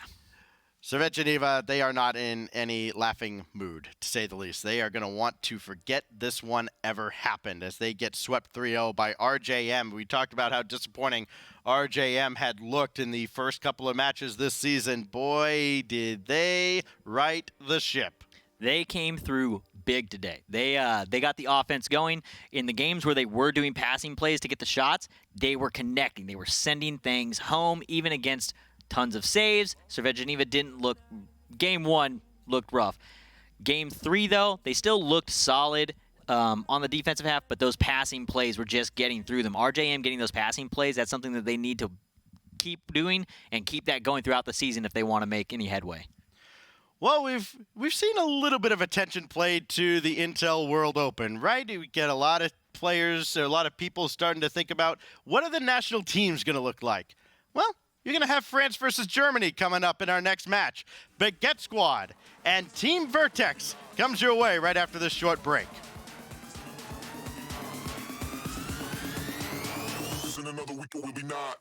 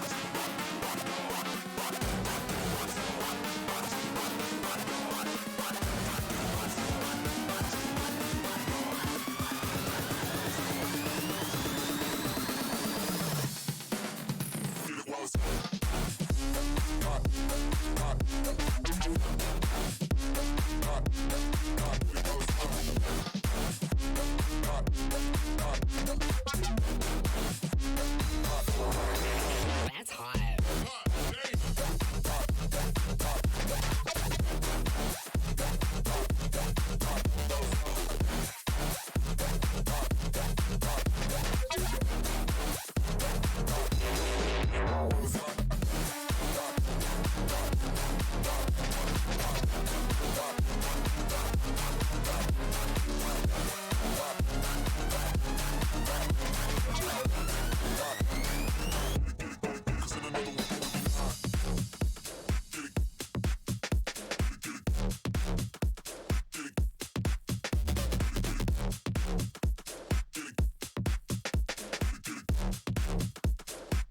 Get it while it's hot.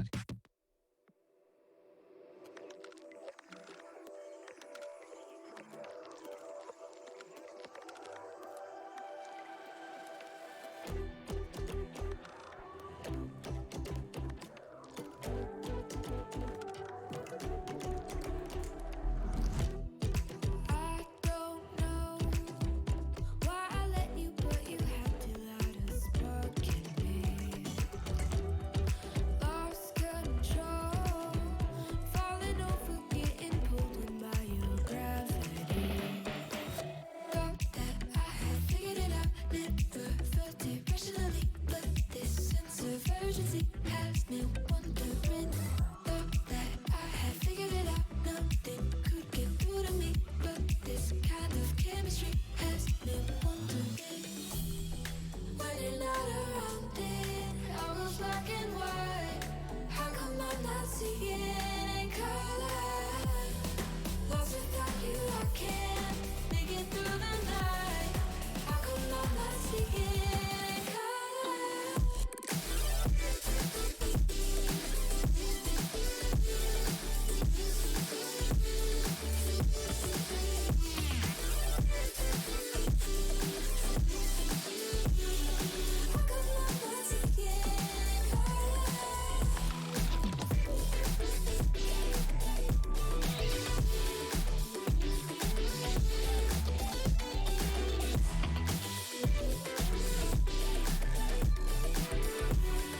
How come I'm not seeing in So far gone, I'm caught up, infatuated by our symmetry. It feels like before now, I was only half of me. Thought that I had figured it out, never felt it rationally, but this sense of urgency has me wondering. Thought that I had figured it out, nothing could get through to me, but this kind of chemistry has me wondering. When you're not around it, all goes black and white. How come I'm not seeing in color? Lost without you, I can't make it through the night. How come I'm not seeing in color? Halfway through the day brings us to match number 3. And with match number 3, I upgrade a little bit. Say hello to Subi and Spaceman. How you guys doing? Doing well this morning. Spaceman, you're looking pretty fly today. I love that pink pocket buddy. square, by the way. I really appreciate it. It was $35. It's going to keep coming out, but I'm excited to see you guys. How you guys doing today? It's going to be a good week, man. We'll see what kind of week it's going to be. Week 3 has already been pretty explosive, and I don't use that word lightly. We've seen some high-scoring matches so far. You guys were watching. Any highlights? I mean, Yeah, can we talk about RJM? 6 goals in a minute? I love that RizX has taken this new team and just molded it to perfection around him. Yeah. You called it 6 goals in 1 minute. They are just red hot to start the season. I was sitting back there watching, and it just one after another, and I started freaking out. I ran to grab you guys. I was like, hey, guys, like, look at this team. All of a sudden, RJM, the complaints we had about them last week, it completely fixed them, and now they're sitting at 2-1. It was a completely different team, and I was just stunned, man. I'm just so impressed with what they brought. I did not see that coming out from Servette. They just really fell flat on their face right there. I was expecting a lot more from them. I thought that they were going to put up a much better fight, but unfortunately just dropped 3 straight games and got swept. Kind of rough there, but coming up next, we've got, well, we heard Stacks kind of reference the Intel World Open because these teams are regional. Baguette squad is going to be coming through. Swoopin, Rizual, and Yukis will be representing the team from France, and then Coca, Nagflo, and Dumaine are German, if memory serves. Looking at these guys, honestly, little bit of a battle of the bottom. These guys have struggled in the first 2 weeks, but anything can happen. Talk to me about Baguette. You know, there's definitely a little to be desired from this team. 0-2, not the greatest start to the season. They've only won 3 games throughout the entirety, but hey, it's only 2 games so far. They still have plenty of time to turn the season around, but this is a team that they have to do it against. You have to be able to take out the lower teams that you're down there with to just start kind of stepping on their heads a little bit to get ahead. And for Baguette squad to win this game, they need to score goals because right now they have the lowest goals per game in the entire league. So they just need to get things working on offense. This is a really dangerous week. I mean, you want to talk about weeks that mean a lot? Week 3 is crunch time in the season. This is, from going forward, this sets the precedent, and now you're looking at, again, Vertex 0-2, Baguette 0-2. You and I were talking about it. We were talking about it last night. We were saying that this is basically bottom of the pit. Both these teams have yet to win.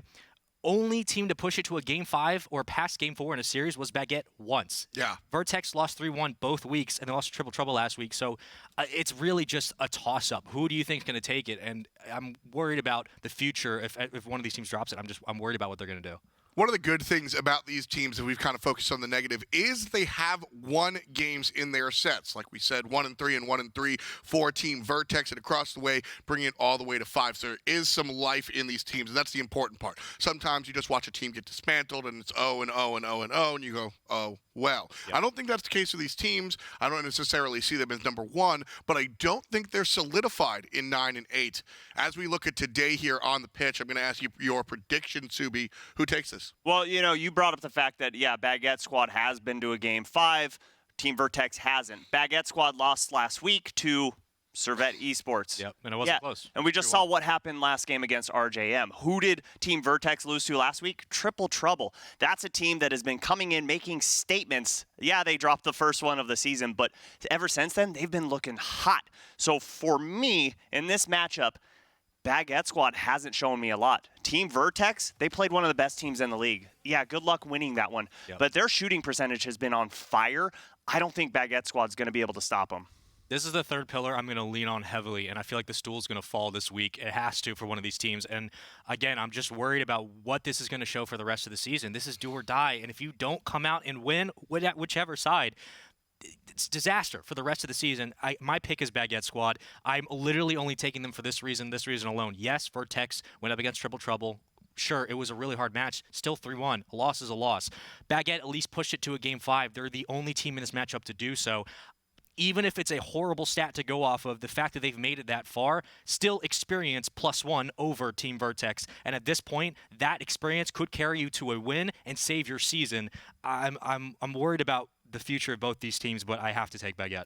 You know, I'm going to disagree here a little bit. A loss is a loss, I think, matters when you're talking tournament standings, when you're talking, like, in and out situations. But this situation, we have to look at the loss, and we have to see Triple Trouble is a great team, and they stole a game away. So I'm going to lean on Team Vertex here. I do think that this squad kind of, like we said, they've kind of proven themselves, despite the L's, they've proven themselves to be able to hang.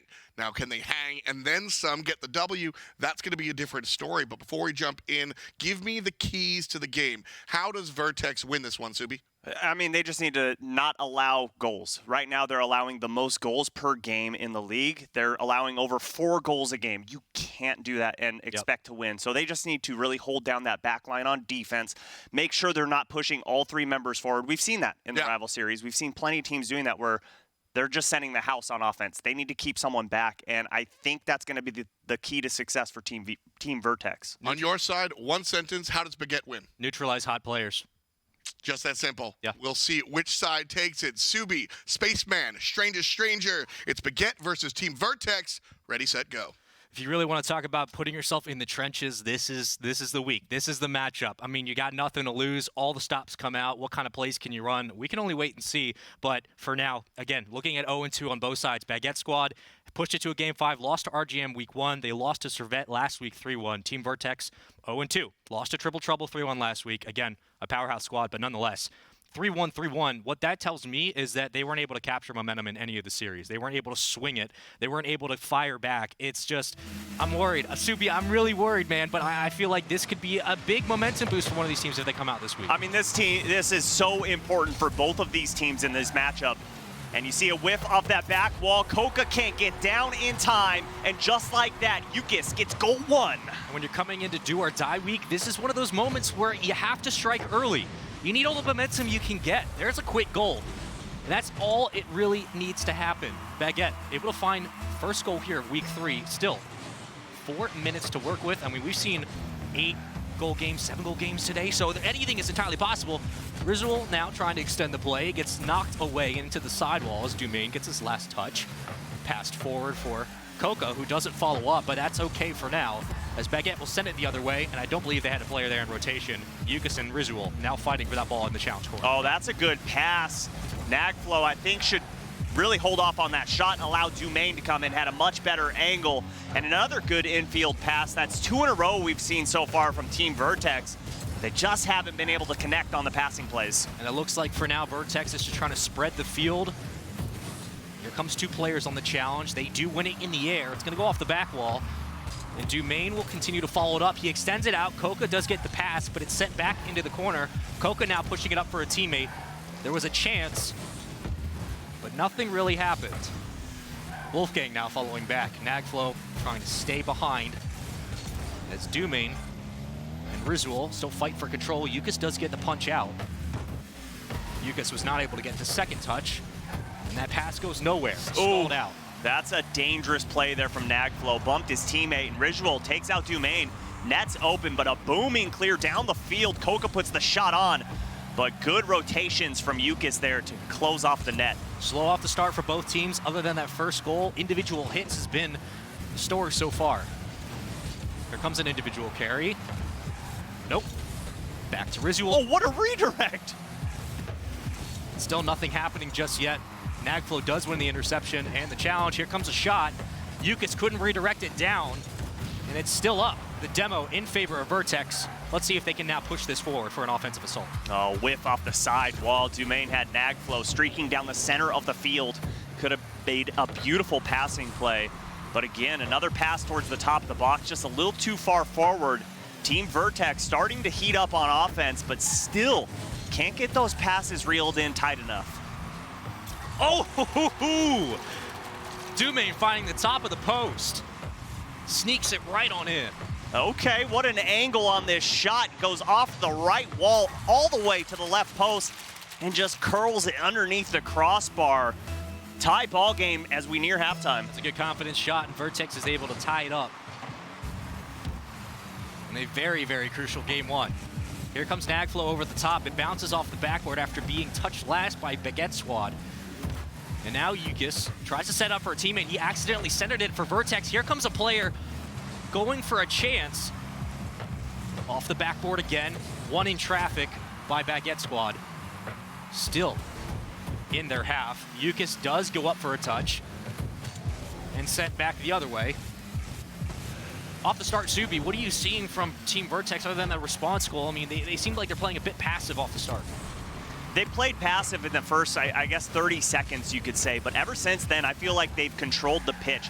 They've been the ones pushing into offense where Baguette squad, this is their offense right here. They flick the ball in, and then it immediately gets cleared out. That's a great pass from Ukis. And Rizal, not sure he wanted that touch, but gets in the way. And again, the demo opens up the net. Rizal fires, and Nagflo with a clutch save. Dumaine got another one to tally on to that. Here comes a second challenge from Baguette. Here comes a third. That's going to be Rizal over the top. The ball is still up for someone to grab. It is Vertex who sends it. A beautiful pass downfield, but no one was there to redirect on the right side. And again, we're looking at another situation where the good defensive hold from Baguette will keep him in the game for now. Minute 20, and Coco with a hold at the goal line will set up for Dumaine to push it back to midfield. Final minute to go. You don't want to make a mistake in this scenario. Could be golden goal. Double commit in the box, and swooping makes Team Vertex pay as they go up by 1. That pass from Swoopin gets redirected by Rizual. He follows it up, and then it finds the back of the net.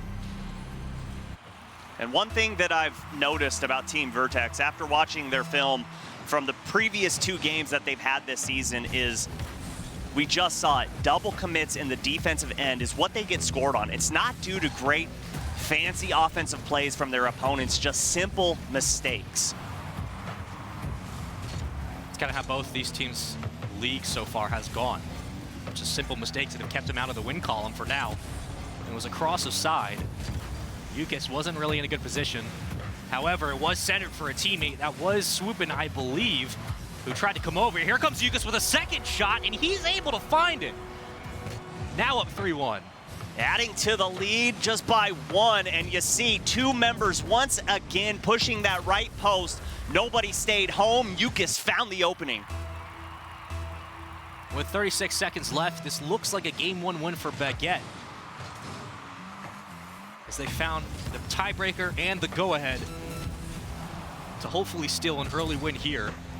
And that puts Vertex's back against the wall, which they've had for the start of the season, as well as Baguette. Here's over the top. There's a follow-up. All of a sudden, it's a 3-2 game. All of a sudden, there's new life in Vertex. This is a good push forward from Team Vertex. Visual has to respect Coca there, expecting that double tap to come out. Instead, he lets that ball go by. Nagflow has a wide open window. And now Team Vertex chasing 1, 21 seconds to go. Ball in Baguette's half. Off the face-off. It was won by Vertex, but it dribbled away. As Nagflow now comes over the top. Let's see if they can create a setup for a passing lane.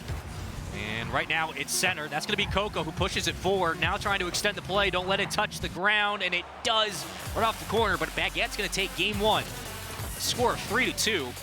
It was extremely close up until the final 70 seconds, but they're able to steal it. Holy cow, 15 shots from Baguette squad. That's what we were talking about in the pregame. They're just allowing a ton of goals, but most importantly, Team Vertex is also allowing the most shots in the league. They're allowing 10 a game. Look at that, 15 from Baguette, and you cannot win games if you can't turn the ball away from your own net. It's just not going to happen. Yeah, Nagflow had 6 saves to add to that, but the biggest issue you touched upon. I mean, there was just too many opportunities for Baguette to get out and find those and create those shots. The opportunities were there, no question. Again, still too close to call. I mean, this was a very back and forth off the start. You got a lucky goal off the break, but I still don't really know what I see from either side. It seems like we've talked about matchups that are key, how teams play like chess. This is another situation where both have defensive struggles. There are both holes in their double commits, and this comes together where both teams are basically fighting for a lucky break. They're fighting for a lucky goal. They could push them over the edge, and so far it's been Baguette. See, and for me, coming into this matchup, why I chose Team Vertex was the issues that I saw were the poor positioning and the double commits. And to me, that's one of the easiest things that you can fix in Rocket League, especially at this level. You're in the rival series. Talk to your teammates. It's not hard. Just call out when you're going for a ball, because if you double commit, you're not making RLCS. It's not going to happen. You have to play perfect 5-minute game of perfect Rocket League, and it's not happening right now for Team Vertex. But it's an easy issue to fix, whereas Baguette squad, shooting accuracy isn't there right now. And I get it. We've only played 2 games. I get it, but still 6% coming out from Risual. He's got to hit his shots. And even if you do make RLCS, you're not going to find those mistakes against pro teams. So better hope to God you don't continue that. But off the start, it is Vertex with a chance to make something happen. Over the top was Nagflow. Risual carries it for now. 2 players in front from Vertex. They're going to stop that. That's going to be shot down. But it is going to be knocked away. Risual with the save. Now up. Someone to grab it. Excuse me, that was Swoopin with the save. And here comes Risual on the other side, trying to get a transitional goal. That's going to be Vertex carrying. That's going to go off the backboard. No double touch now. And again, we're going to slow this down at midfield, but that's going to be open net. and that's going to be goal one. Finding holes in that defense again. Baguette are able to strike first. And this is just great pressure coming out from the Baguette squad and realizing there is no positioning on the field from Team Vertex to challenge a long clear downfield. Baguette squad get the early goal. Challenge won by Vertex on the face-off. That's going to be Rizzuel in the back, of course.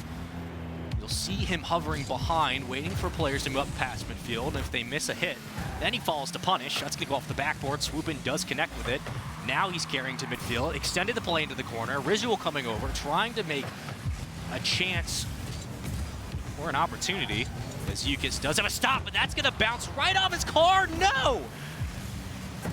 Looked like a chance for Vertex, but it falls the wrong way.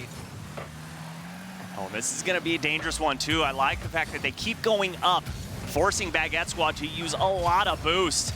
And another boost steal coming out from Baguette squad. Right now, as far as those back boosts for Team Vertex are considered, it's not theirs. It's all Baguette squad. They're getting boost steal after boost steal. And the amount of commits we've seen in the air with zero boost to work with has been astounding from Vertex. You have to, again, look at Baguette squad and give them credit where credit is due for being able to find that boost. Bit of a miss hit. Does get the bump, sends it up for a teammate. Swoopin now. Couldn't finish it. And Rizzuel cuts it off in midfield. Great pass over to a teammate. He didn't have a good angle for a shot. He would have just turned that ball over, so he passes it right to a player that's already in the air. Good comms coming out from Baguette squad. Dumaine now with the hit, sends it the other way. It's going to be Yukis who intercepts it. He does get demoed in the process. Rizzuel now off the backboard. No one's able to follow up. It was a good shot, but not a great follow-up. Rizzuel now carrying. He's in traffic. It will be won by Vertex, then immediately stolen by Baguette. Yukis was centered, but the ball wasn't. And it's still up for anyone to grab.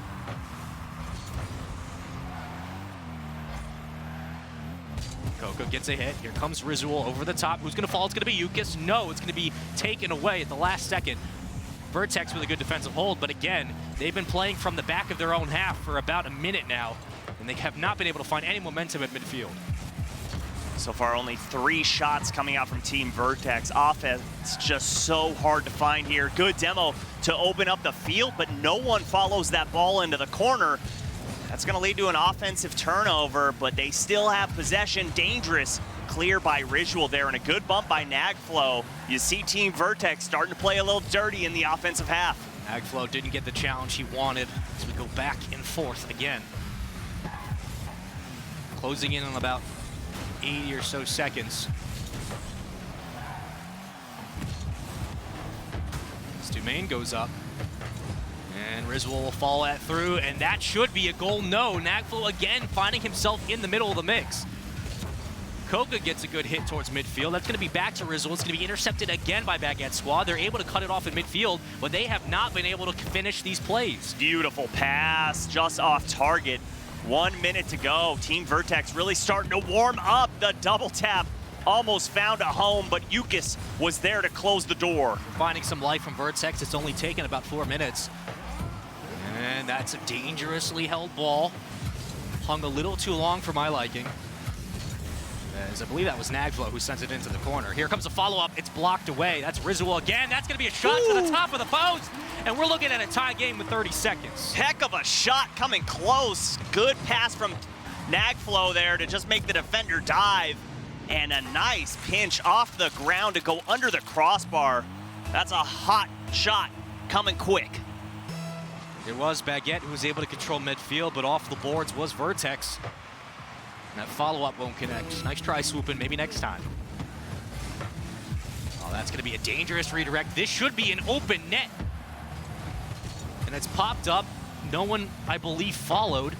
Still 19 seconds. It's in Baguette's half. And that's going to be a bump, so that challenge goes away. Net 0 on that play. We might be looking at overtime. We should be. And Vertex now applying pressure in all the right ways. Oh, Here comes baby. the shot. See you later.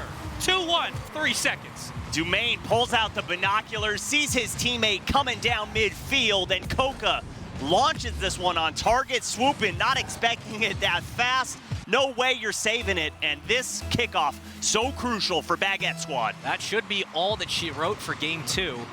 Oh, no. Okay. Thought for a second we were going to be looking at overtime.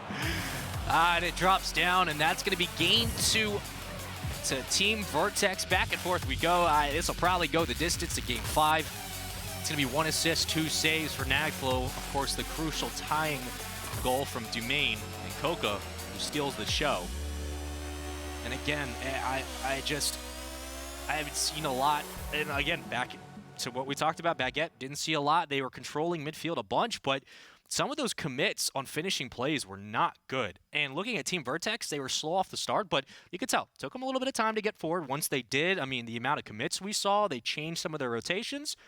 There you go. You got to win, and now it's tie series. Yeah, it was the first half was all Baguette squad. I mean, there was no offense from Team Vertex whatsoever. And then the last, I don't know, what, minute and a half, 2 minutes or so, they finally like woke 80 up. seconds was all Vertex. And that was the difference maker right there. But that first half where the offense was coming out from Baguette squad, Team Vertex did a great job of limiting the shots. Baguette squad only had 6 as opposed to game 1 where they had 15. So if they can continue to do that, they're going to continue to find success. Yeah, you're going into overtime, not what you want to do. But if you can hold on till that last minute like they did, hey, a win's a win, like you just said in the pregame, right? Yep. And at this point, small victories is everything. Like, even if it's just a 2-1 win in game, it's small victories here and there. Even if you're able to steal it, it doesn't matter. Anything you can grab in week 3 moving forward is what you want to work off of. This is all about momentum. This is all about, is your team going to crumble? Is your team going to be able to find a way to move forward in the season? And this is a very dangerous game 1, or I should say first series to have in week 3. This really decides the fate for either of these squads. But off the start, let's see if we can get another hot start from Baguette squad as Rizzo went for a carry, but Nagflo did find the interception, is not centered, back into the corner on the adjacent side, and Lucas will grab it, now carrying. He's going to extend it up for a teammate. No one was there. Coca now sitting in the box. Here comes Dumaine. He gets a hit up. And that's going to be a chance for a follow-up. The redirect blocked away by Nagflo. The second blocked away. Baguette squad tried to find an entry, but there was nothing to be had. Nothing to be had because there was no accuracy on that shot. The net was there, but just off that left post. Good offensive pressure there in the first 45 seconds from Baguette squad, but just couldn't make it work. And here comes a counterattack from Vertex. That's off the side. Stalled now at midfield. It should have been picked up by Vertex. It will be. Back to midfield we go. Rizzual with a flick over. Does get bumped in the process, but it's okay. You have a teammate there. That's swooping. Now it's going to go off the top of the post. It will. Just not accurate enough, but the attempt itself was good. And that could lead to eventually chipping away the armor of Vertex.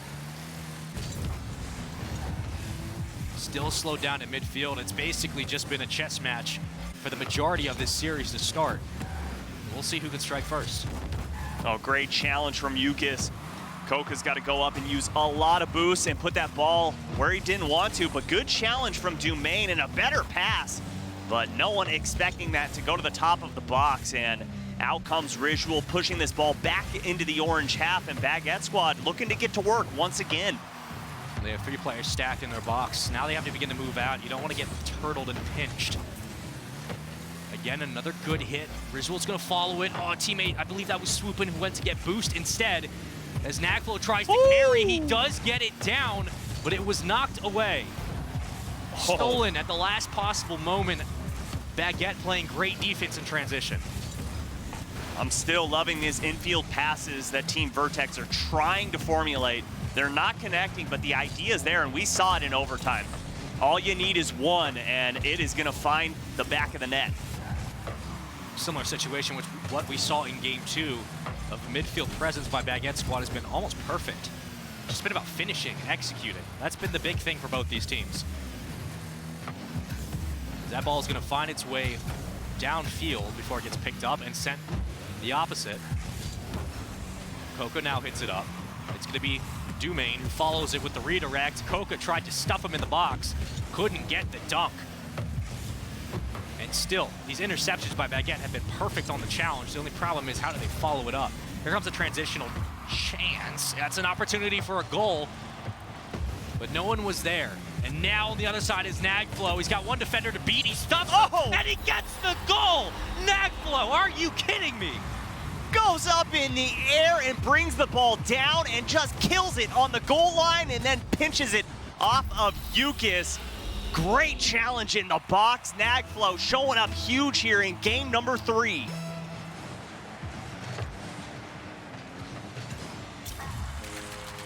That's 2 goals. I looked down to take a note. And Dumaine, I was going to let the play breathe a little. You hate to see those as an opponent. You love them if they happen for your team. Way too hard on the faceoff. Exactly. You cannot put yourself in a position to where if that ball's popping up, you can't double jump high enough to get to it because you're using almost all your boost to go up for that challenge. You got to make sure that ball's not going over your head. When you're sitting at 0-2, you need all the lucky bounces you can find. You can't leave mistakes like that. Team Vertex with a very cushionable lead. I think that's a word, right? No, not at all. We'll figure it out. I don't know. Cushionable. Sure. 2-8 now follows up. Dangerous pass. And a shot on target. Nobody expecting Coca to be able to reel this in. I'm trying to get an understanding why. I believe Swoopin was trying to play off Dumaine following into the net, but he was playing so far back behind the goal line. That player, the ball was in the air. Baguette squad. Questionable defense, to say the least. Well, and a lot of times, you don't expect players to hit certain shots, so you're like, I don't need to go up because there's no way he's going to touch this. But this is the rival series. You have to think anytime that ball's in the air, a shot could potentially be on target. I'm going to play. You've got to challenge it, right? You're 0-2. You can't be making that. Oh, there's no way.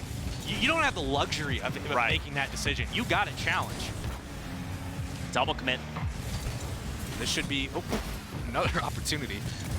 But again, it gets knocked away. Here comes a counterattack, but it's poked out at the last second.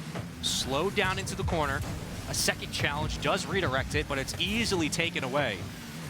Team Vertex having no problem stealing Baguette Squad's momentum in the post. And a double commit coming out from Baguette Squad. That one luckily fell in the lap of Yukis and Swoopin. Who's no one there for that pass? Look at this shot on target. The transition offense coming out from Team Vertex. I think it's the right time to say you got caught slipping on defense. They were slipping on the D, and look what happened. Well, I think slipping implies that you were once standing, and as the scoreline shows, Baguette Squad has been laying down the whole game. This one has not been close. Vertex has clearly woken up a bit. Okay. Stuffed in the box. Swooping. Oh my God, you dirty man. Over I'll take one. it. And just says, a finger wag at the front of the goal line. Hey, I know it's not much. I know you got 9 seconds and 3 goals is realistically not going to happen. But anything. Hey, stop being a naysayer. Grab at those straws, Subi. Stop being a naysayer. It's possible. They can still come back. It's still not going to happen. Well, Vertex shutting up all the critics. But I have to think that this is another situation where, again, I have to give credit where credit is due. Vertex, again, finding holes in the defense. But there were so many holes in Baguette's defense that you expect Vertex to find those holes. I don't care what your record is, you have to find it. But Baguette, you gave that game away. Your defense was so bad. It was just non-existent. An overextension and a cheat on the face-off gives up a goal. You get stuffed in your own box, posterized.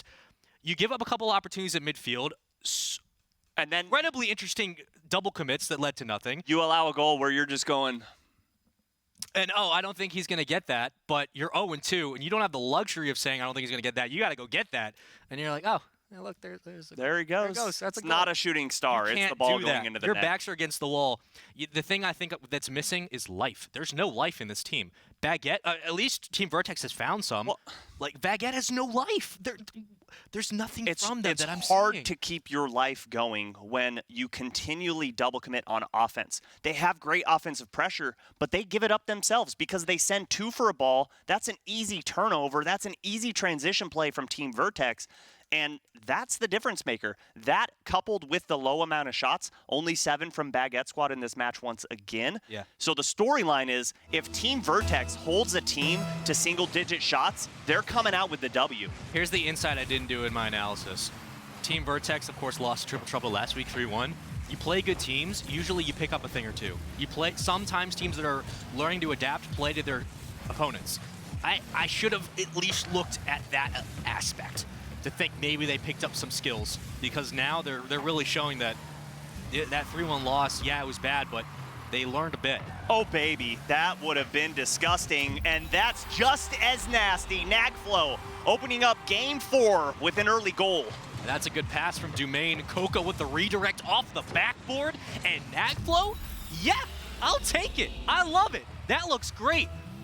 Take a selfie. Put it on all your social media. Talk about it. That looks wonderful. Goal 1, Game 3, Game 4, excuse me. It's been an interesting series to say the least, but I need to see some life from Baguette.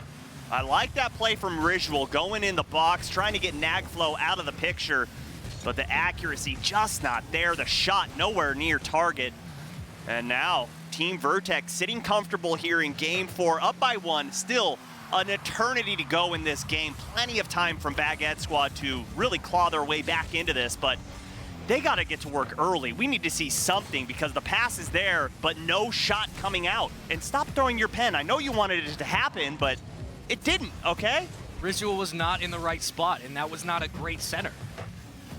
I don't mean to harp on him, but the center didn't have enough boost behind it. You had Ridgewell playing basically off his back wheel, trying to go up and get an awkward angle. It was a precarious spot for the ball anyway. Just a couple of missed opportunities. Here comes a triple commit. Swoopin hits it into the corner. Now Dumaine sends it back to midfield. Teammate's going to follow it up. That's going to be Nagflow. That's going to go off the top. Looks dangerous for a minute, but Yukas does recover. Now the transition coming in for Baguette Squad.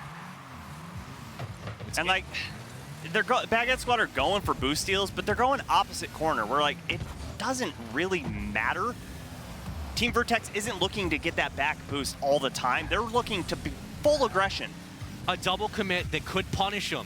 I believe it was Yukas who was kind of stalling at midfield, and he wasn't able to fall back in time. Now it's back in their own half. That's a beautiful carry. Didn't pan out to a goal, but still, some of these commits in this transitional defense has been completely lackluster.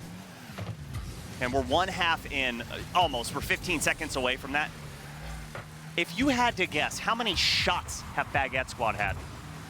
0. 1. 1 shot. Like, you're down in the series. It's getting to crunch time where you almost need to start double committing, and you need to just throw shots at net. They've been double committing. The problem is that they've been in horrible positions when they do double commit. Here comes a shot opportunity. It's knocked away by Dumaine. Back into the corner as Yukas puts it up for now. And Swoopin now slowed the ball down, and Nagflow will punish him for it.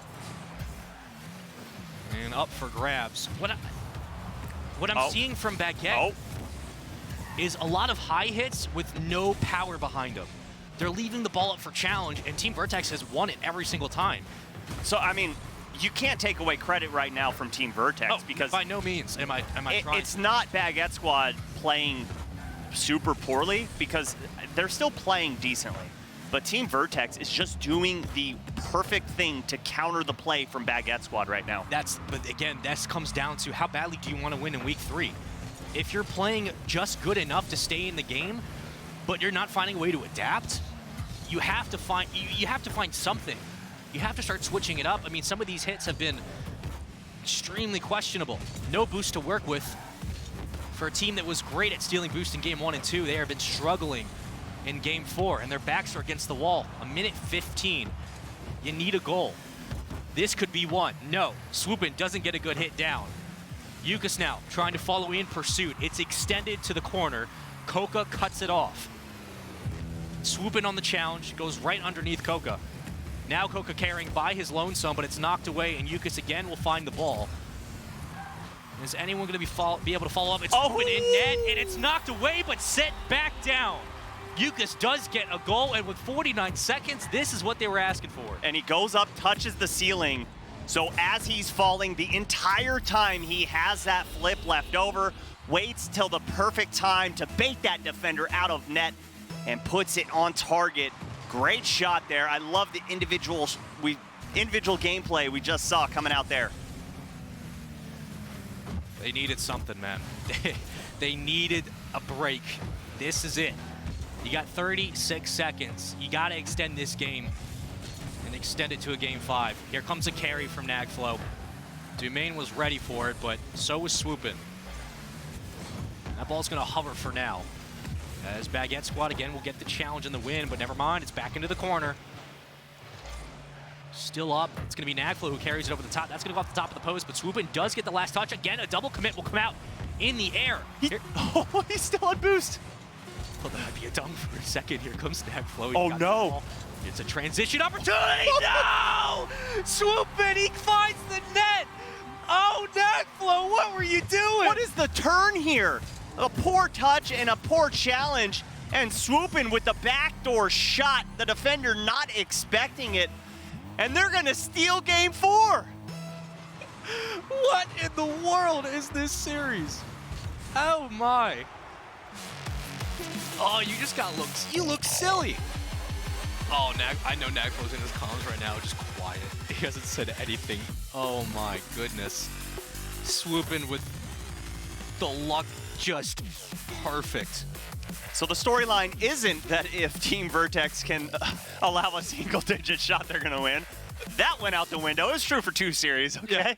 Yeah, okay, so the difference is, yes, they allowed single-digit shots, right? Mm-hmm. Cool, that's great, but there was no pressure. Yeah. They got that early goal, and then they just let off the gas pedal. They were basically daring Baguette to continue to play into their corner, and which is fine if you're able to control that. They were, but again, you do that so many times, you're going to get punished at one point or another.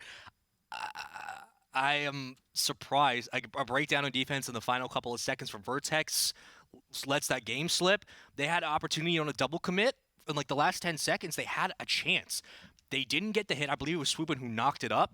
And again, we talked about Baguette finding a way to go for the challenge. You don't have opportunity, you don't have luxury to not. He finds it, and look what happens. Transitional goal, perfect. Well, but was that there at the end, Nagflow? That it was on defense? Yeah. Yeah. So he rounded the corner. Rounded the corner and went back to net. I personally would like to see just challenged it. Round the corner and challenge it, because then you're taking away the angles that are available at net. If you go straight to net, he could shoot anywhere. But and you saw that backside even coming shot. off the wall, I mean, you're going to fall down. Why not just ride down the bottom of the ramp and challenge it? It's small mistakes like that. It's small mistakes like this, which is why this series means so much. Well, that's why Rocket League's so fun, because it is split decision-making that really makes the difference. And, yeah, you could talk about shoulda, coulda, woulda all day long, but when you have 0.25 seconds to react, that's the difference right there. Yep.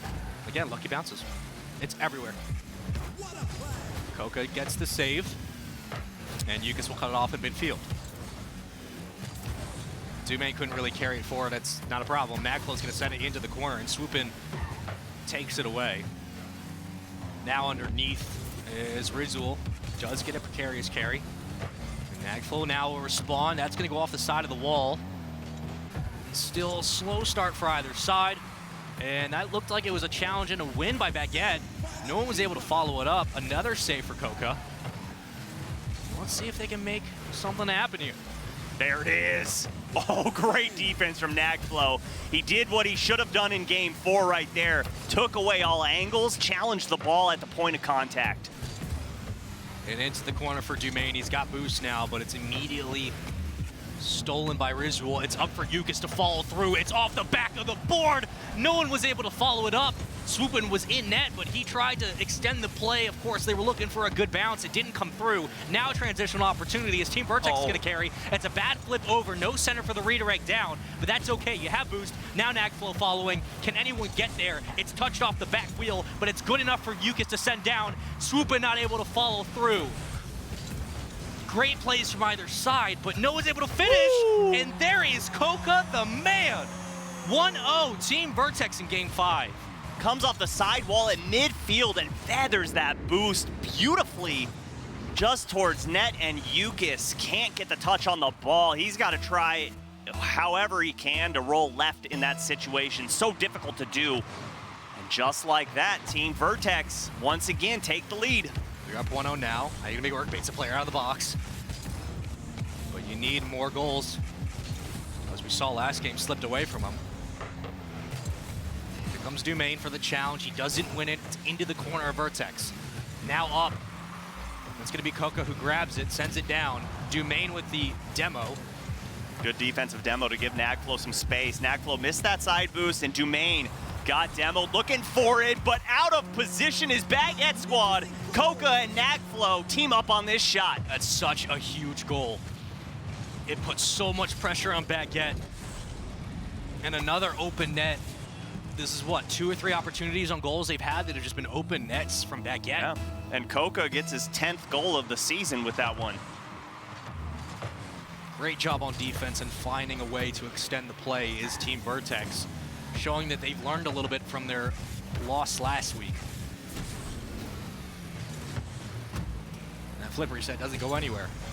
As it's up for Coca, he elects to fall down. I don't think he had boost. Yep, gonna go for the side grab. Does get it. Nagflo sends it the other way. Off the back wall, redirected down. Oh my! Oh no, he didn't find it! Coca had an opportunity, but it just wasn't able to come to fruition.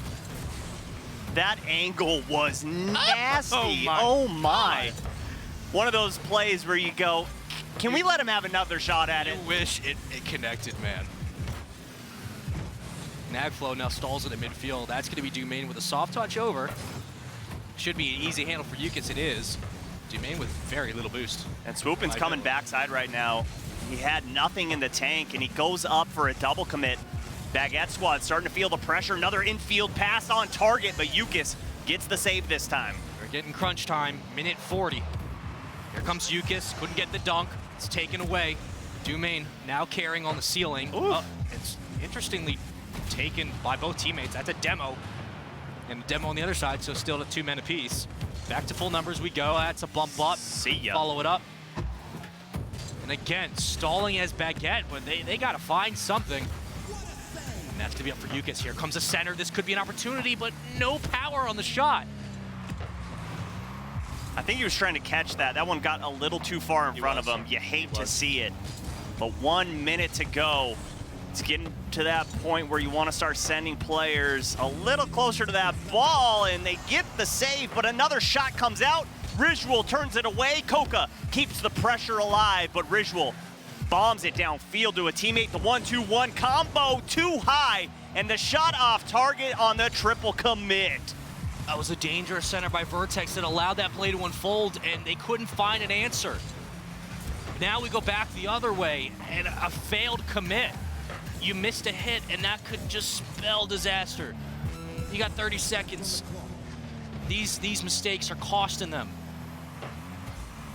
Who's going to intercept this one into the corner? It will be Swoopin. That's a demo. Now Coca following back. This should be a dunk down. It was Yukis who stops that redirect. Swoopin now wins the challenge. It's going to be a soft landing in the adjacent side. But still, they've burned enough time. I mean, this game is done. Yeah, ball's in the blue half. Still need 2 goals, 1 second to go. And Ritual keeps it alive. Let's see if we can keep rule number 0 going for not going to happen. Man, they needed that hit.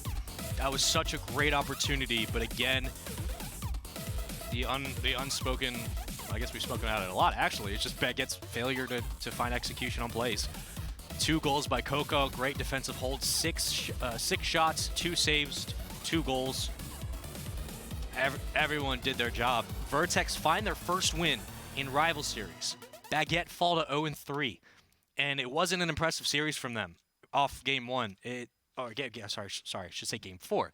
Other than that, it's basically just been them trying to find momentum and make something happen last minute. And if that's the case moving forward, you're going to have a very rough rest of the season.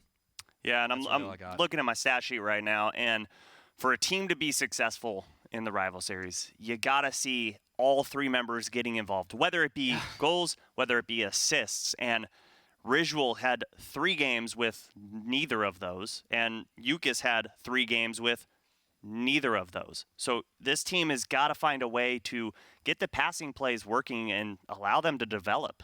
Yeah, not only that, but you just can't miss opportunities like we just saw in the final 10 seconds. Like the missed hits, the double commits that didn't lead anywhere, the horrible centering on some of these passes. Like, it leaves doors open that are otherwise perfect opportunities for goals, if not great transitional plays. I mean, there's just too much to be worried about right now. Baguette, if you can hear this somehow, please go back to the drawing board, watch film, figure out what's wrong. There are small mistakes that over time will take down a team. And if they're not addressed, you guys won't go anywhere. And we want to see this team succeed, no question. There's a lot of talent here. You have to figure this out because you're 0-3, and the door's basically shut on the season if they come out next week and play the same. Yeah, that's absolutely for sure. And we just got to see a Game 5, which is always fun in Rocket League. Let's see if the next series can bring that again. Up next, we have the new kids on the block going up against the 3-headed giant. See, it's Team Solary going up against Triple Trouble. Don't go anywhere. We'll be right back. We'll stay awake forever. We'll hide away where no one knows. Let's run away together on our own. Just lead me into your world.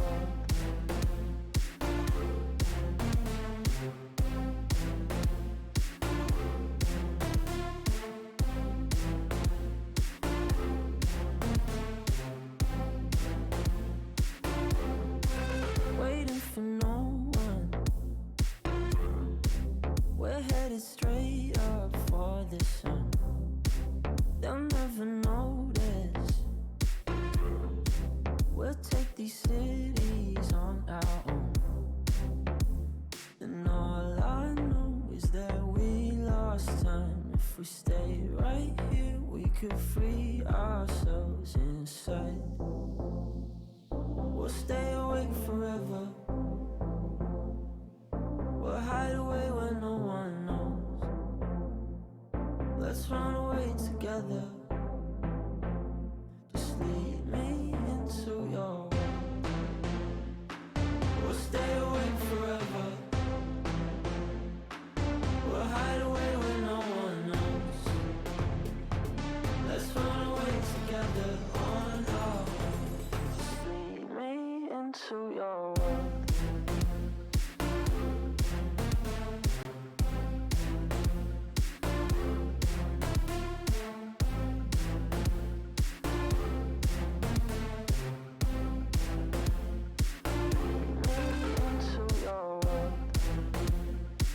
We'll stay awake forever. We'll hide away where no one knows. Let's run away together on our own. Just lead me into your world.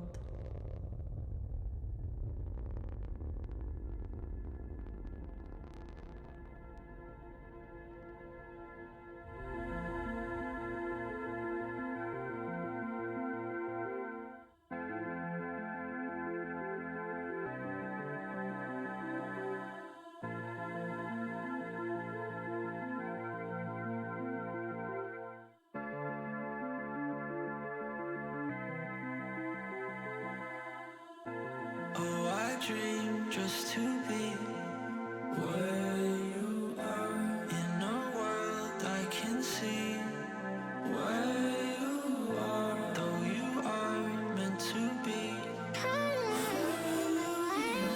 Wish you're here next to me. Where you are.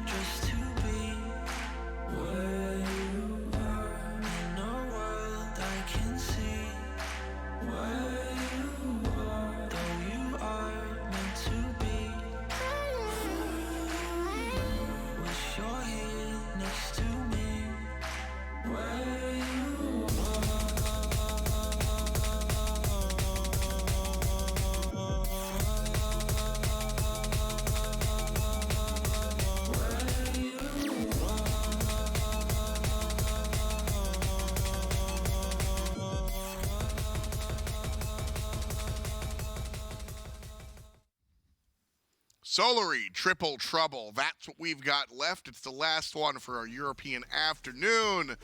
And what a good one it's been. I'm Tom Badinger, still. And still here is Subi and my man Spaceman. That one was a little honest. Like, can I just be brutally honest? That was more interesting than I expected, perhaps for the wrong reasons, though. Yeah, we saw some weird defense, some weird offense, weird midfield play.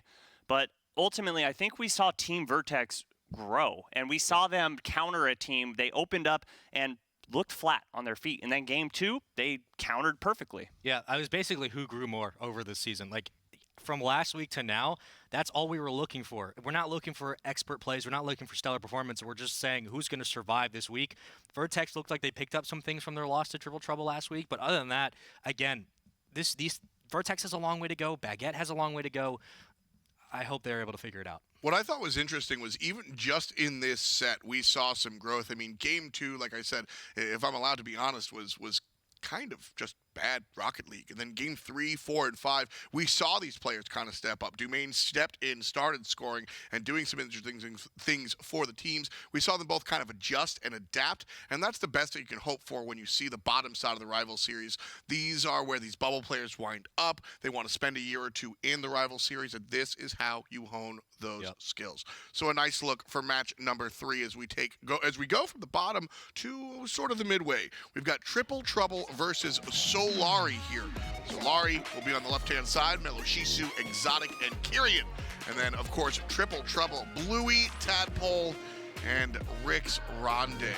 Triple Trouble. Bluey is the name that winds up in the headlines a lot of the time, but Rix Ronde, a staple of the rival series here, Subi. What can you say about Triple Trouble? Well, you bring up Rix Ronde, and if you're shooting roughly 46% so far on the season, that's the name you want to be looking out for. And I think it's due to the fact that everybody's looking at Bluey, everyone's looking at Tadpole, because those are the big names. Those are the players that have been the RLCS, so they're kind of forgetting about Rix, and he's burying his shots. Which is interesting because, and I think this is kind of a rude statement, and I only bring it up because this might be where he breaks it. Fans at home have always been like, hard stuck rival series, Rix Ronde, here he is. The R stands for Rix Ronde in RL, right? But this year, like you said, everybody's looking elsewhere. So, I mean, you've been a competitor before. Taking the expectation off your shoulder, all Rix has to do is play his game, and he's been playing it. Yeah, and you build expectation with the new precedents that you set for yourself. So we talked about a bunch about first impressions and what it means for us, what it means for future scouts, even yourself. Like, taking pressure off your shoulders and being able to find a way to rewrite your script, find failures, but again, not have so much pressure where that failure cripples your future ability, but being able to build yourself back up, find that shell to push yourself forward. That's what it's all about. So, I mean, yeah, he has some pressure and some weight on his shoulders to carry, but he has plenty of time. It's still a young team, and he can write his history. You get most of those scrappy plays and failures out of the way now. You build it up over time. You're looking at a really good storybook ending for him, so who knows? Well, we've got all this to say about Triple Trouble, and I think it's problematic because across the way, Solary, they're 1-2. These guys, I will say there's a lot of fans out there for this team. I think that a lot of people have been pulling for this squad, but they find themselves on the negative side of the win-loss. How do they turn that around today? What they've been getting the offensive opportunities. They've been hitting their shots. They just haven't been putting a lot of shots on target, and that's the difference maker, I feel like, because right now they have a negative 23 shot differential, which is worse than the league. You've got to be able to match your opponent shot for shot, and if you're not doing that more times than not, you're going to lose those matchups. Yeah, and I love this team for one specific reason. Again, I love all the rookies that have come in this year. I think that this is one of the best seasons we've had for rookie talent really showing up. But Solary has struggled, no question, but they're a very fast squad on the pitch. I mean, they steal boosts quickly, and their presence at midfield is not long. They get out, they get in, they find the ball, and they make plays happen. Again, accuracy can be worked on over time, but that quick twitch and that quick ability to get in and out of plays, that is what separates a lot of teams being able to find opportunities. So that's what I like about them, and I think that they can continue to work on things being this young French squad, and they can find success later. Love to hear all that. Love to hear why we are looking at the undercard here. But, of course, this is where it matters. With all that said, who takes it home? This is definitely a difficult matchup to predict because on one side you've got a team full of rookies that are coming in and just on fire as far as shooting percentage goes. But then you look on the other side, and it's a bunch of veterans. And more times than not, when I see a bunch of veterans going up against a bunch of rookies, I got to go with the veterans. So I have triple trouble in this matchup. Yeah, I do too. I have triple trouble as well. I like to think of it like, if you want to use an analogy, it's like kind of grown-ups, and then like the young rookies are like kind of like the kids. They swarm The you kid over table. and over again. Yeah, exactly. Well, I'm not as You're used bad to as sitting that, there, but- though, right? Yeah. All right. Yeah, basically, yeah. But they swarm you over and over again, and the adults are like you put your hand on your forehead, and they're like, keep swinging, like, okay, just get it out. All right, okay. That's what I look at triple trouble like. They're gonna basically let Solary play their game, get really fast on the pitch, and eventually triple trouble's gonna be like, okay, slow it down. We'll take it from here, and then they're gonna find a way to win. That's what I see from this team. And triple trouble looks like one of the best well-rounded teams in the league thus far. Yeah. I have to think that they're gonna take it. I go triple trouble as well. I mean, I'm loving what Rick Ronde is doing here. We talked about how I have a love for the storyline, and seeing Bluey return is all well and good, but I mean, I watched the game, and Rick Ronde is bringing it to me, so that's what I sign up for. Across the board, triple trouble seems to be our take. It might just be trouble for Solary, so it's going to be an interesting one for sure. We'll see if we get top-sided or if it's triple trouble that gets top-sided. Subi, Spaceman, start your engines. So Triple Trouble won 3-1 against Vertex, and of course they sit now at 1-1. Solary now looking to take them out, but the biggest problem is that, like we talked about, Triple Trouble is full of veterans, full of really great talent. Solary is a great young squad, but does that rookie, I guess, lack of experience come to bite them? We haven't seen it thus far in Rivals, but I'm interested to see, especially with this team that plays this fast, how are they going to play against a much slower Triple Trouble? And we've seen in the past where a team comes in to the Rival Series, all rookies, and they shake up the competition and come out on top. So can Solary put themselves in that position? Holy pinch down the field, and good defense from Exotic there. And it's staved off for now as Rich Ronde's underneath. Now he's going to punch it forward. That's going to be a counter shot downfield. But Bluey is there. We talked about some of his accuracy, and again, he's a player to look out for always. Here comes another shot. It's knocked away by Tadpole. He's going to carry this one forward as Carrion. Now goes up, does win the challenge, but it's Rick Ronde again at midfield. We'll have something to say about it. Tadpole knocks it up. No one was there for the follow-up, and now falling back on defense is Triple Trouble. The Solary coming out hot early. They haven't been able to find a goal yet. Coming out hot, but they're facing the hottest team in the Rival Series right now. Highest goals per game, highest assists per game for Triple Trouble. Solary's gonna have to really lock down midfield defense, and lovely touch out of the top of the net there from Bluey to push that ball towards midfield. That was 3 committed on it. So that ball's going to fall backwards, and now in transition is Solary. As Bluey will get a touch into the sidewall. That's right over his head, but don't worry. Rick Ronde was there. That's going to go off the top of the post. The follow-up does not come in. That was a good calm there from Bluey to call, or I'm sorry, Rick Ronde rather, to call off his teammate because he had a better angle on that shot, and Bluey able to avoid the ball. Looked like a whiff, but I 100% guarantee you that was calculated. If it comes down to that small, quick decision-making, that's where, again, Triple Trouble really stands out amongst the pack. Off the back wall is Tadpole, knocked away for Solary. Now up for grabs as Rick Ronde again challenges. He wins it. And staving off at midfield. This Triple Trouble still looking for at least a break opportunity. Exotic will knock it into the corner. Now he flies back for boost. Carrion trying to extend this play forward. He punches it back. Meloshusu did get a touch, but again, it's been back and forth. Either side kind of poking out, seeing who's gonna bait first. That's gonna go off the backboard. This is a follow-up. It doesn't touch. Couldn't redirect it down. Oh, Solary starting to chip away at the defense right now. Triple Trouble getting low on boost. You see the bump on the player there, but that ball is bombed downfield. Carrion has to reel it in. And a good pass to that back wall to a teammate. Great defensive clears coming out from Solary so far. Meloshusu now, I believe, the only one really there other than Carrion. He was. As he falls back on transition, that ball is going to be sent the other way. That's a dangerous hit, but it's redirected. And now it's a booming hit downfield. Exotic gets the pass, but he isn't able to forward it. It's a save by Bluey, out of the box. Does enough. Here comes an opportunity. Rix Ronde now in front. It's going to be Bluey with a hit. Here comes a challenge. No. A chance. Doesn't find the net.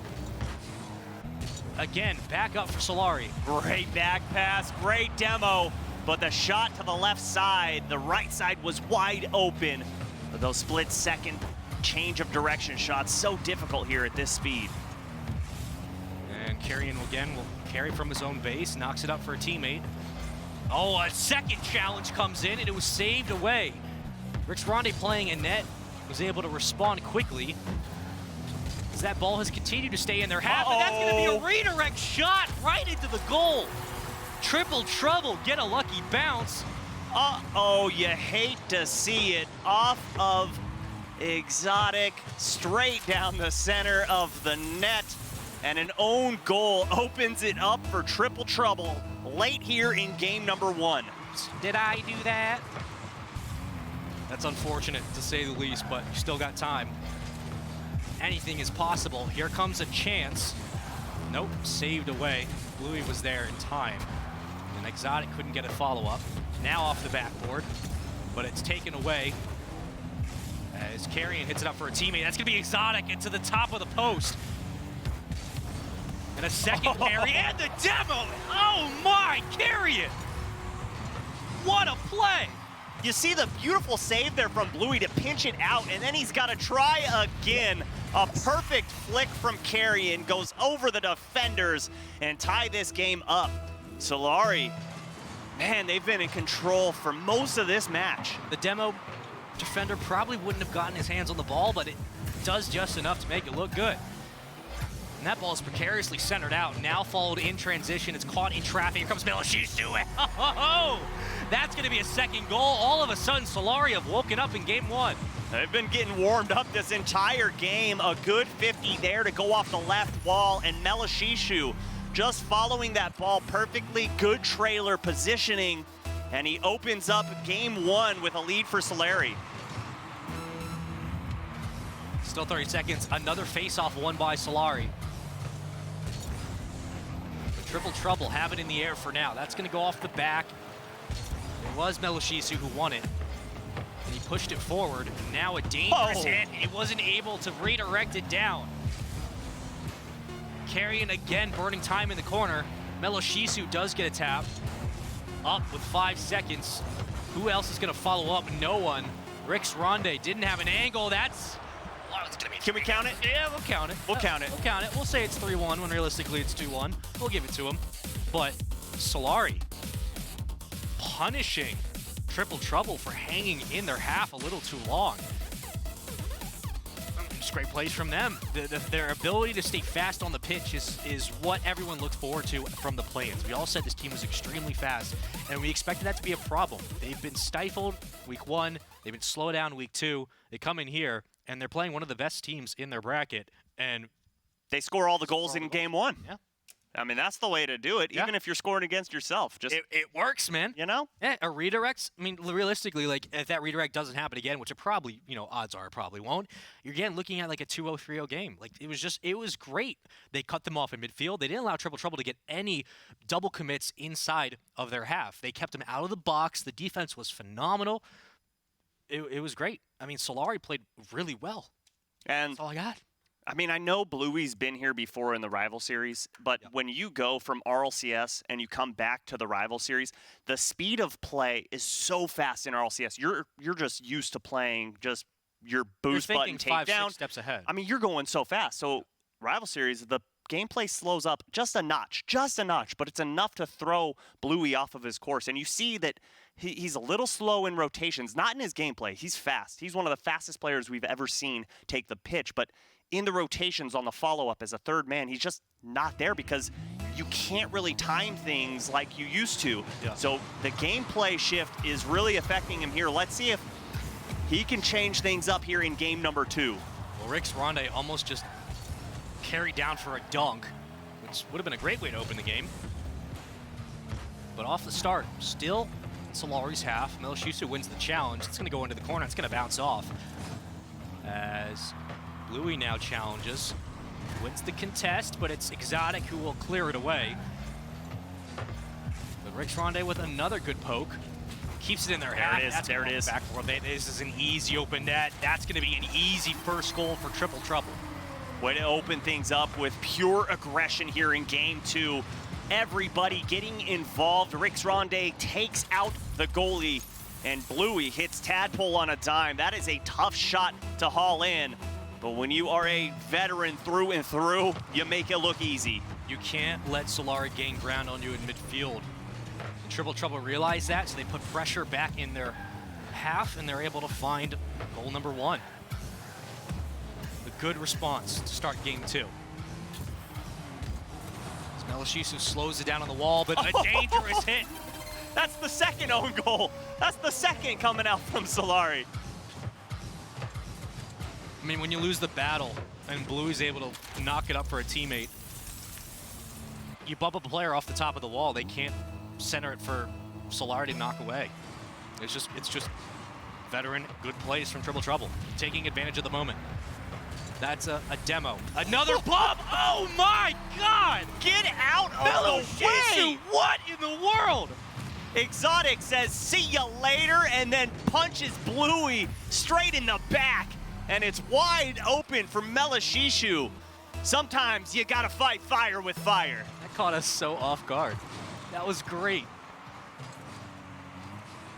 So Solary cut this lead in half. This team is so dangerous. They can score so quickly. Yeah. Well, that's the thing. They're so fast. It's another pump. A couple of these hits that they've scored on themselves, and they'd be in these games, even though, of course, they're up by 1 game. But for now, they've sort of slowed it down. And that ball is going to be up. It's a precarious hit right off the side of the post. Is anyone going to follow it up? No. 2 defenders commit. They get enough of a touch. That's going to be off the back wall. No one's going to be following up. Rix Ronde now coming off the side. There's a shot down and splits the defenders in the box. 3-1 Triple Trouble, making them look silly. Tadpole must have went to the arcade last night because he ski balls this one underneath the defender to give Triple Trouble the 2-goal lead. Slowly but surely. I think Notorious wins the race most of the time, but Rix Ronde playing very passive all of a sudden. Triple Trouble coming out, finding open nets, finding plays. And this accuracy, these hits are what a veteran team is all about. Solary has scored on themselves once. Another shot down blocked away by Exotic. That was dangerous. Here comes a second chance. As Carrion says, no, no, no, no, no. And off the back of the wall, that's a demo in favor of Triple Trouble. A bad hit. Could cost him, but for now, we're still sitting at 3-1. Getting very aggressive there. You saw all 3 players in the orange half. Gotta be wary of that, and here comes Tadpole. Oh, gets dunked by Exotic. That was a great challenge, but it went right towards Rix Ronde. You see the wave dash come out, keeps possession of this ball, and Bluey turned aside by Carrion. Triple Trouble still playing aggressive on the ball. Not giving up these challenges easily. It's a flick over from Exotic, and this should be a goal. That's a bump! I love it! Beautiful bump from Solary, and they find the back of the net.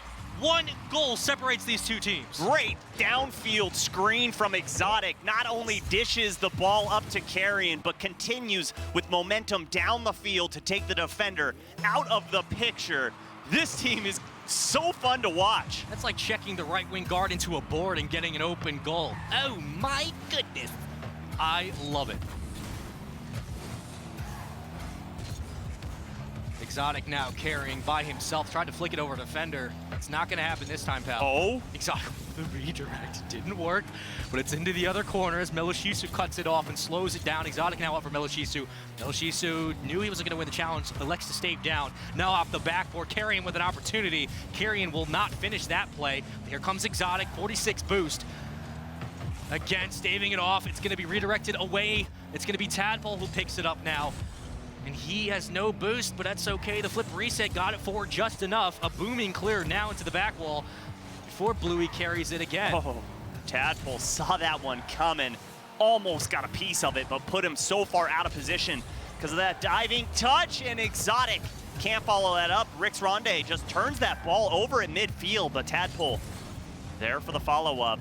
And right now, Triple Trouble finally able to get out of the defensive half. Bluey with the flip reset off the glass, and Rix Ronde brings the lead up to 2. Even though it's a 2-score game, still not ready to call it. Rix Ronde. Great all around. Nothing else I can say. There were no words. I didn't have a sentence for you guys. I just kind of had a reaction, and that's all it takes. Right time, right place. Minute left, 60 seconds. What do you got in your back pocket? It's essentially David versus Goliath. And Solary's thrown his couple of stones, but they've been whacked off the board for now. They got to pull the sling out at some point. Let's see if they can swing it in the last 45. Exotic now. Oh, didn't really have an opportunity. It was Triple Trouble who knocked it away. Tadpole won the challenge to send it into the corner. And it will be Rix Ronde who pushes it back to midfield. That's a pass to Bluey off the back. And a follow-up looked like it was going to be there, but not this time. Great save from Tadpole. Keep that up, though, Solary. Those are so hard to defend against. They continue to just try and find teammates on those passes. Rix Ronde so fast to get up to that ball. 10 seconds to go. Solary needs one right now. We should be looking at an even series. This will probably do it. Yes, sir. That's going to be it. Triple Trouble. Some incredible plays in net.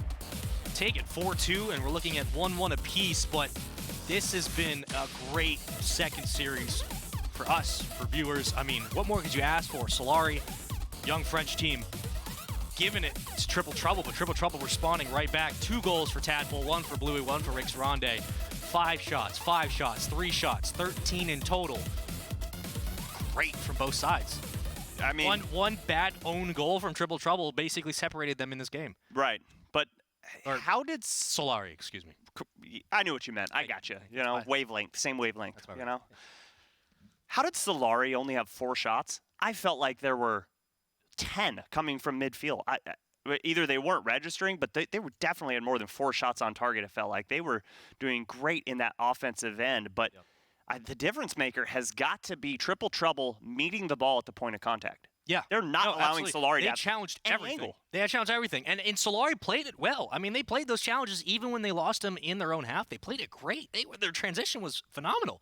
But Triple Trouble, I mean, you want to talk about squeaking by defenders, baiting players out of the box, those 2 beautiful bumps, 1 demo to knock a defender out of the way. I mean, again, I see similarities between these 2 squads, but the experience in Triple Trouble is the ability to have the spatial awareness around you, that 6th sense to bump a player out of the way and get the goal. That's why they're so good. That's why this matchup is amazing, because they're very similar. But Triple Trouble's ability to create those plays for those goals is really what's keeping them ahead, in my mind, in this series. But it's going to be a win off Solary. What? He almost got the turtle goal. I think my brain just broke looking at that. As Triple Trouble lost the face-off, but they carry it now. Melishusu slows it down. Exotic now following, knocked away by Kyrian. And Rix Ronde now hits a backhand hit. Oh. And that's an open net. That was just, oh my. That was Mona Lisa beautiful. Look at that. Great touch from Rix, and then a beautiful pass once again, but 2 players on that back wall, neither one can get a touch, and that's just gonna spell disaster. I got absolutely nothing to comment. That was just perfect. That was well done. I'm gonna tip my hat if I had one. Exotic punches it up. It's Rix Ronde who intercepts. Now Kyrian following. He passes it forward. Exotic slowing it down. And I think Kyrian ran out of boost, so he wasn't able to redirect. That's going to be punched into the corner. Now up for Bluey to control. Stolen away by Solary. And it's still up. It's a dangerous hang for that ball. And Melishisu now. Tadpole again following in pursuit. Knocked up from Exotic. Exotic now going to punch it forward. And it's met, challenged in traffic. And again, we're sitting at midfield. Oh, yes. Oh, baby. Exotic stares down the barrel there and puts the save on the field. And here comes Tadpole. Triple Trouble keeping the aggression up, looking for another goal here in game number 3. Still in Solary's corner. They've finally able to find some midfield. Never mind. Here comes Rix Ronde. That's going to be off the back. That's going to be a goal. Oh, my.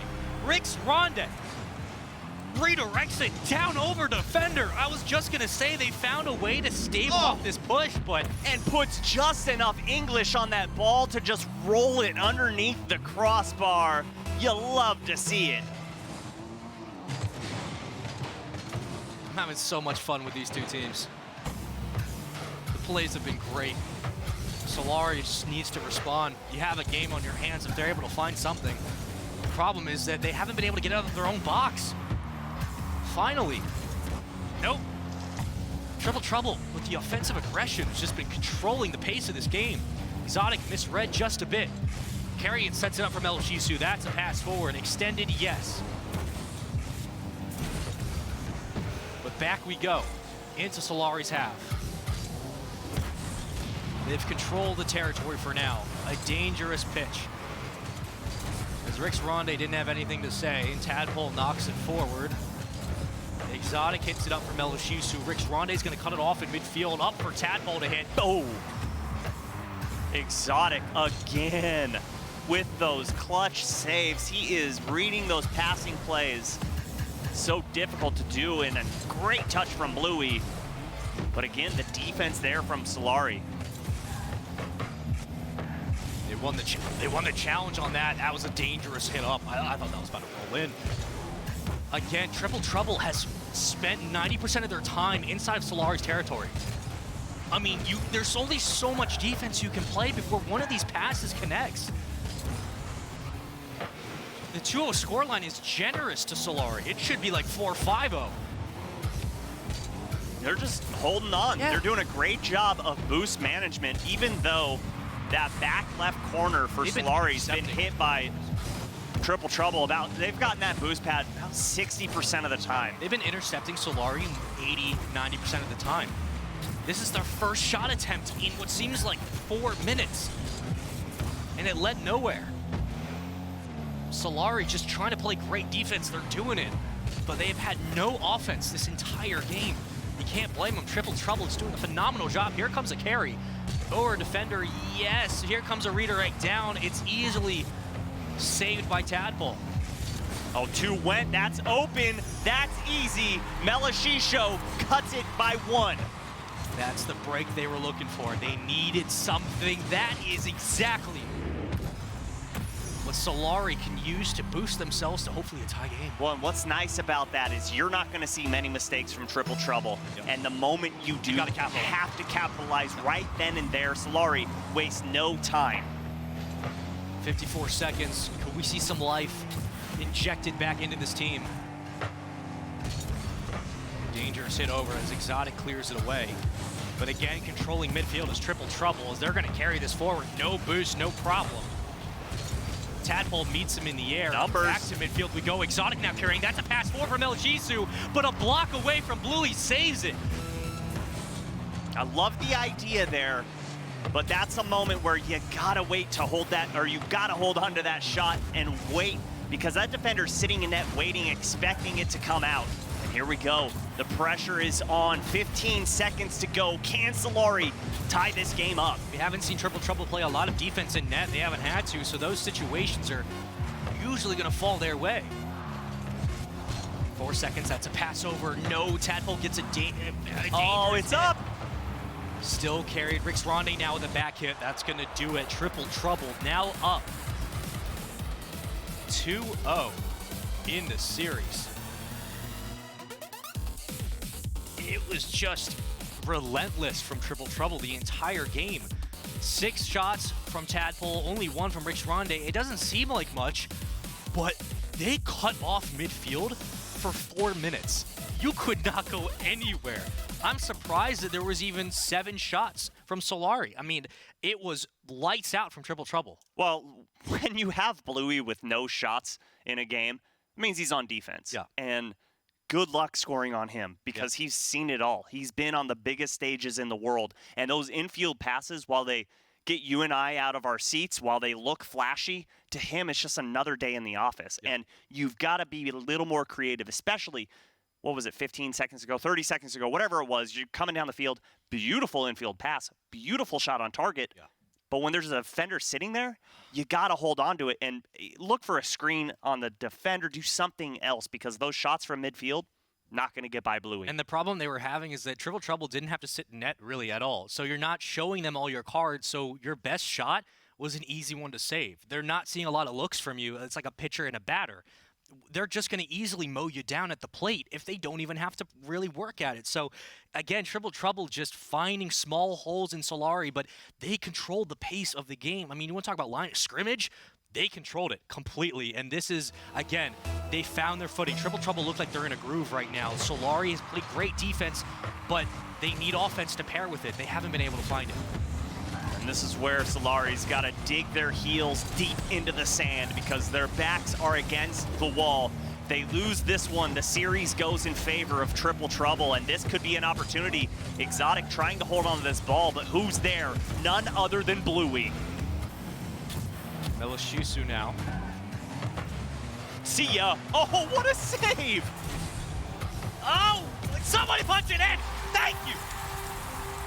Oh. Can't keep us like that. Bluey with the first goal of Game 4. I mean, just the fact that Carrion was able to save that is incredible. But Rix Ronde hitting both posts, and Bluey says, I've seen enough.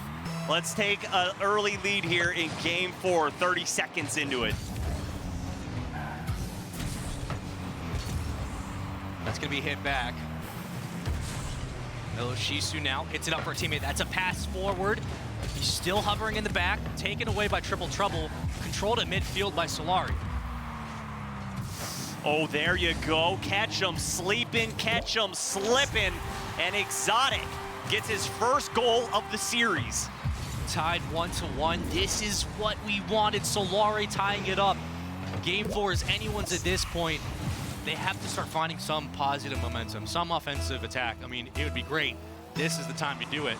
Triple Trouble again. Hey, if you're Triple Trouble, don't get too comfortable and throw on the PJs just yet. No chance. Because we just saw, hey, they're going to punish you for your mistakes. They've done it from both that we've seen so far. Great defense from Melishisu.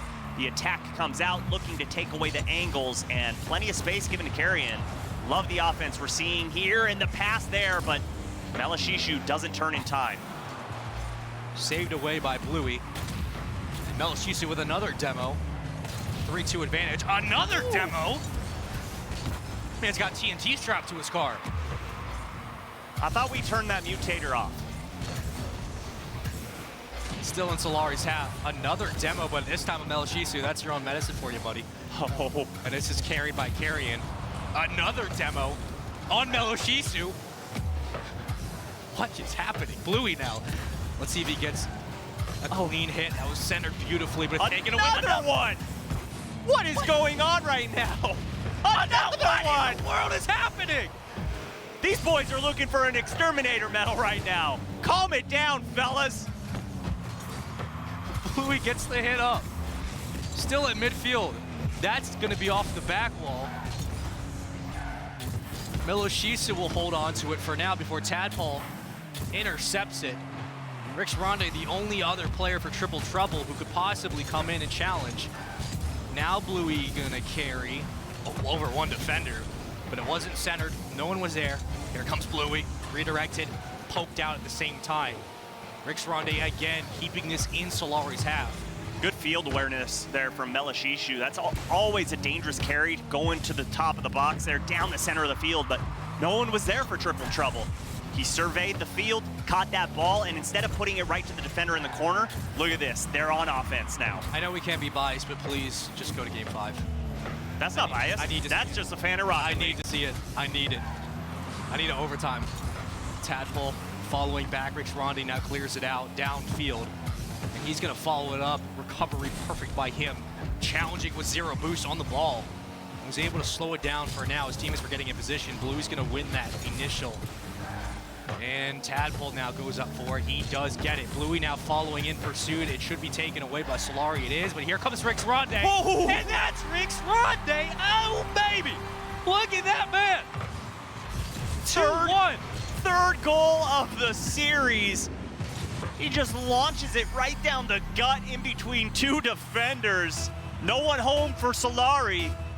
And Triple Trouble take the late lead here. Triple Trouble, I need you to calm down. I'm trying to see a game 5 here. Rix Ronde putting everyone on his back, the backpack. Looking like a poncho at this point.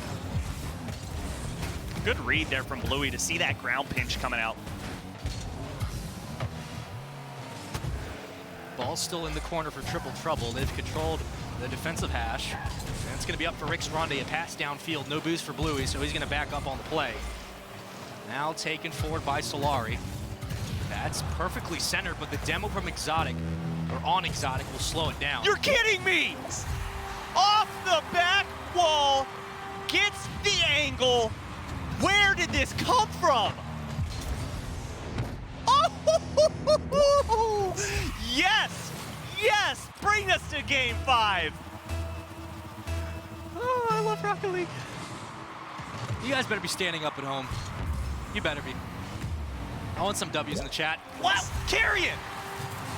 3-2. We asked you. The Rocket guys are answering. They listened to us, Subi. They said game 5. Ask and ye shall receive. Carrion with the go-ahead goal here in game number 4. The third mistake from Triple Trouble. The third punishment from Solary. Oh, it's going the distance. I love it. Rix Ronde stops it in midfield. Now Tadpole knocks it into the corner, but it's going to be Solary who does push it back. Following in transition is Bluey. He gets a hit up. That ball is going to linger in the corner for now. Wasn't centered. It doesn't matter. Rix Ronde following back. Oh, double commit. 39 boost. And Carrion gets a hit off the backboard. Who's going to follow in? It will be Melishizu. Great defense for Triple Trouble. Now an opportunity on the follow-up. Oh. You saw it coming. I saw it coming, the 3v1. But the last defender holding down the fortress there. And a great pinch down, a good touch from Melishizu. This is the last chance coming out for Triple Trouble. Only 4 boosts for Tadpole. But Carrion, oh, that's dangerous. That's centered. Oh. We're going to game 5. Okay. Whew, take a deep breath. All right, you're at about like 300 beats per minute. Right. Time to bring it back down. We've got a minute to recollect our thoughts. Solary just put on a clinic. Oh, we're going to game 5. Oh, okay. Thank you, Rocket League gods. We've been here before. We can do it. Thank you so much. This series has everything I've ever wanted. Oh my God, Solary, the plays, the demos, the demo. I mean, this series has been unreal. Triple Trouble, phenomenal defense. Solary, phenomenal responses. I mean, Subi, you gotta say something, man. I got no words. I got nothing. This is wonderful. I love it. Thank you. This team, I mean, it's almost like Triple Trouble is staring at an old picture, an old family photographs of themselves. Like, hey, that looks like They're me. Tony Stark looking at the photo of young Solary with That's like, me. Hey, and he's like, I lost the kid, and they're losing them now. They're in game 5. I'll tell you what. Team Solary is making a case right now to become one of my favorite teams to watch here in the rival series. Listen, they've had troubles, no doubt, but if they're able to steal this series, if they take this game 5 and win it, huge. This team would the ego boost that would come in would be so palpable. I would be surprised if they didn't think they could take everyone in the league. I mean, you should feel like that. Unreal. This has been one of the best series we've had this entire Hey, win or lose, this is a massive confidence This booster. is Rocket League, baby. This is amazing. You owe $10 to Shogun now. Can I take a loan? Yeah, definitely. Okay, I like quarterly payments. Builds credit. Rix Ronde now. Oh my gosh. Carrion, calm it down. Stop it. We can't handle much more. Break that down for me, Subi. What exactly happened? Greatness. Greatness. Oh, that's right. 1-0, 10 seconds. Game 5, Solary have shown up. Now it's time for Triple Trouble to respond. Miloshisu hits it to the backboard. Tadpole on defense. We'll set it up for Rick Ronde. That's a demo now, a 3-2 advantage. That's a second demo now, tied at numbers. Back up to full strength for both sides. Hanging for a bit is that ball. Into the corner of Triple Trouble as they're going to try to regain their bearings. But it's Solary with this, a great offensive assault. The demo in the air would have been wonderful to see something follow up, but it does just enough. Now Triple Trouble following in transition. Miloshisu. Another demo. Bluey with a hit up. No one's going to follow it. Don't worry, Miloshisu was there. He knocks it forward. A save from Tadpole. Bluey into the corner, centered at midfield, but no one's going to follow in. He wins the challenge. Plenty of time. Plenty of time. Look at that pass forward. Oh, but Miloshisu went for that boost steal, kind of put him out of position. I like the idea, but now he's alone on defense. Bluey with the flip reset and couldn't get that double tap. Tough one to reel in. Rick Ronde backs it out the other way. Into the corner. This should be an easy play for Triple Trouble. As they gain it for now. That's going to be a flick over the Whoa! Oh my! Rick Ronde! Oh my goodness, what was that? Oh, that is disgusting. Are you kidding me? Tadpole keeps it on his hood, flicks it over to Ricks, and Ricks finds the hole. Solary, Triple Trouble. You guys are getting your money's worth. What a play. If you guys aren't standing up at home, I don't know what's wrong with you. Rick Ronde now following in pursuit. That ball's going to go back to midfield. It's in control of Triple Trouble. Tadpole, only player in a position in the air, but don't worry, it's easy. Numbers. Around a follow through on that demo. And taken away by Triple Trouble. Back and forth. Ball still hanging for anyone to grab. It will be challenged by Triple Trouble, won by Solary. Now in traffic, Miloshisu again with zero boost, finding a way to stall it out. Oh my gosh. Top. Triple Trouble can't break out. Look at the pass. The shot carrying is money. 2 goals in Game 5. A crucial goal in Game 4. You put your money where your mouth is, you put your money where your thumbs are. The dude did it. 2-1 with 2:21. Oh my God, it's writing itself. This could be a Netflix show. Let's make it happen. Meets him off the ceiling. These boys are starting to feel so good. And when a team gets that confidence, it can be deadly, and they are showing you why. A demo for Carrion. And right now, midfield boost pads, those big ones on the sides, the ones that are so important to start offense, they have been owned by Solary. Tadpole has no boost, but he's sitting back as 2 players commit on offense. That's going to be up, and it's going to be carried and held by Rick Ronde. Never mind. It's going to be Solary who intercepts it, but it's still in Triple Trouble's corner. And over the top, a great save from Rick Ronde, and another double touch. But again, here comes Triple Trouble on defense. Solary cuts it off in midair. The underbelly of Tadpole stalls it out into the corner.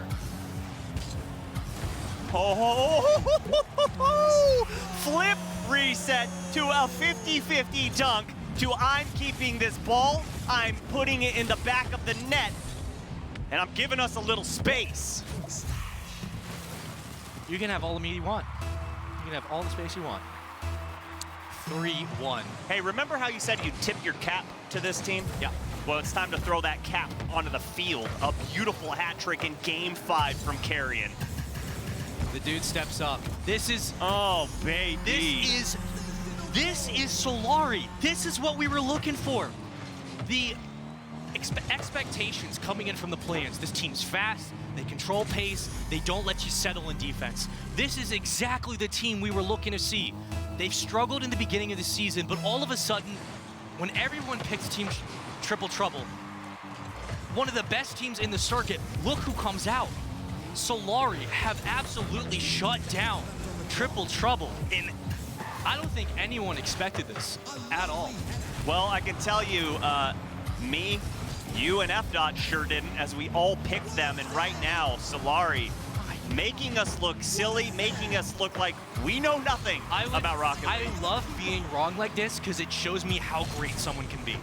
I always want to see your best. I want to see how great a team can be. I want players to reach for that Mamba mentality. This team has blown expectations out of the water for the rest of the season. This was a highlight showing from them. Triple Trouble, it's going to be a tough loss, but they'll bounce back. They have what it takes. This was a do-or-die win, a must-win for Solary. And this was one of the most entertaining series I've ever seen.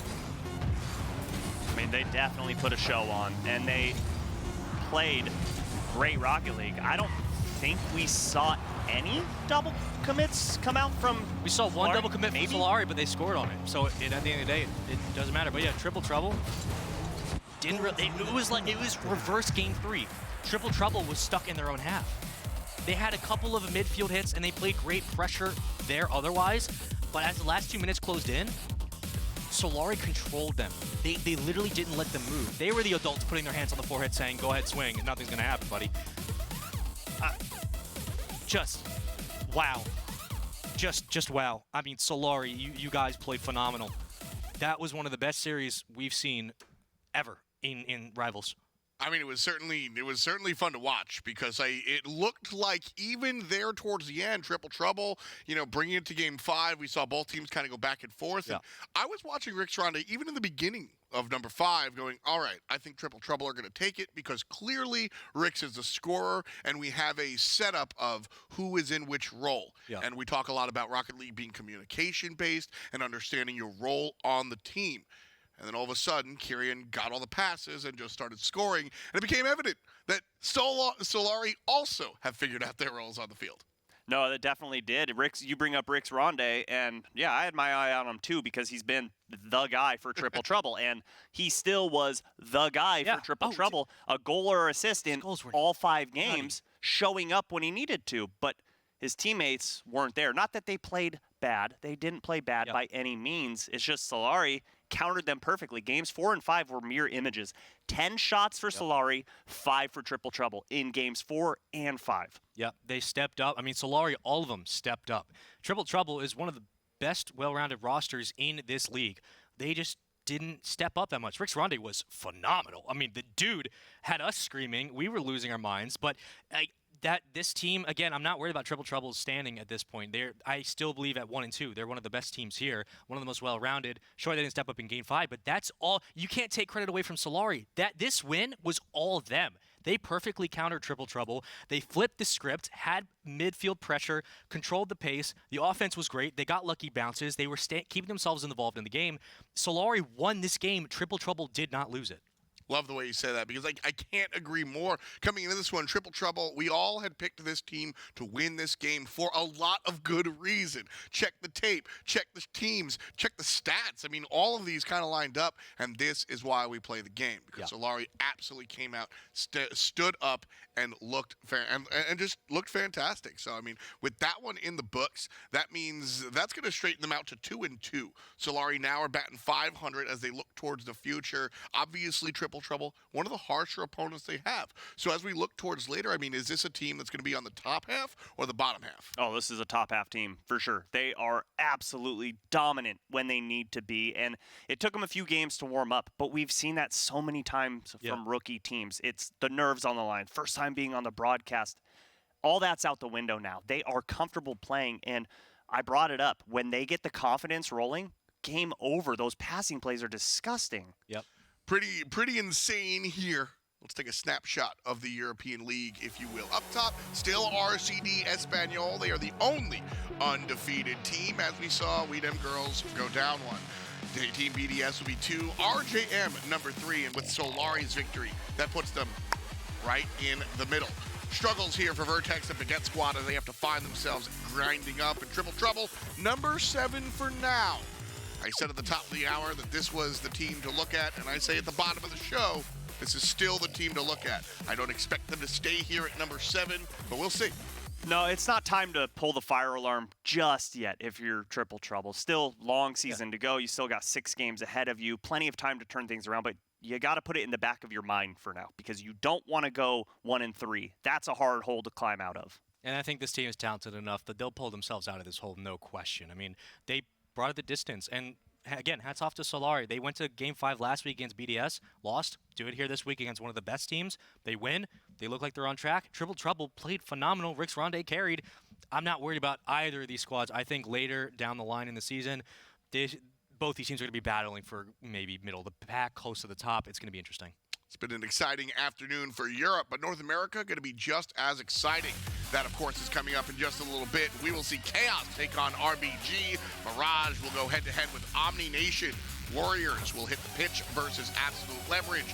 And Charlotte Phoenix will go up against, who I think has surprised a lot of people, Stromboli, baby. That is the match to watch. Absolutely is the match to watch. You better make sure you watch all of them as well because they're all going to be very exciting. But I want to see if Stromboli can keep the heat up in the kitchen up against Charlotte Phoenix. That is going to be a tough one. They're 9-1 in map count, by the way. Just oh yeah, they're 9-1. 9-1. They don't know what loss tastes like. So I mean, listen, they don't know what past Game 4 is. They don't know what past. Yeah, that's it. They just don't know what past Game 4 is. So I mean, this team 3-0. Don't think anyone really expected that. Beat Absolute Leverage, Monkey Business, Chaos. I mean, they look good. It's going to be fun. I mean, the whole North American scene looks good. All of these matches are going to be an absolute blast, just like Europe was. That does put a dot on the end of our broadcast, though. Join us for North America. Myself, my co-casters, the production in the back, and the people up front. Thank you, and we'll catch you next time.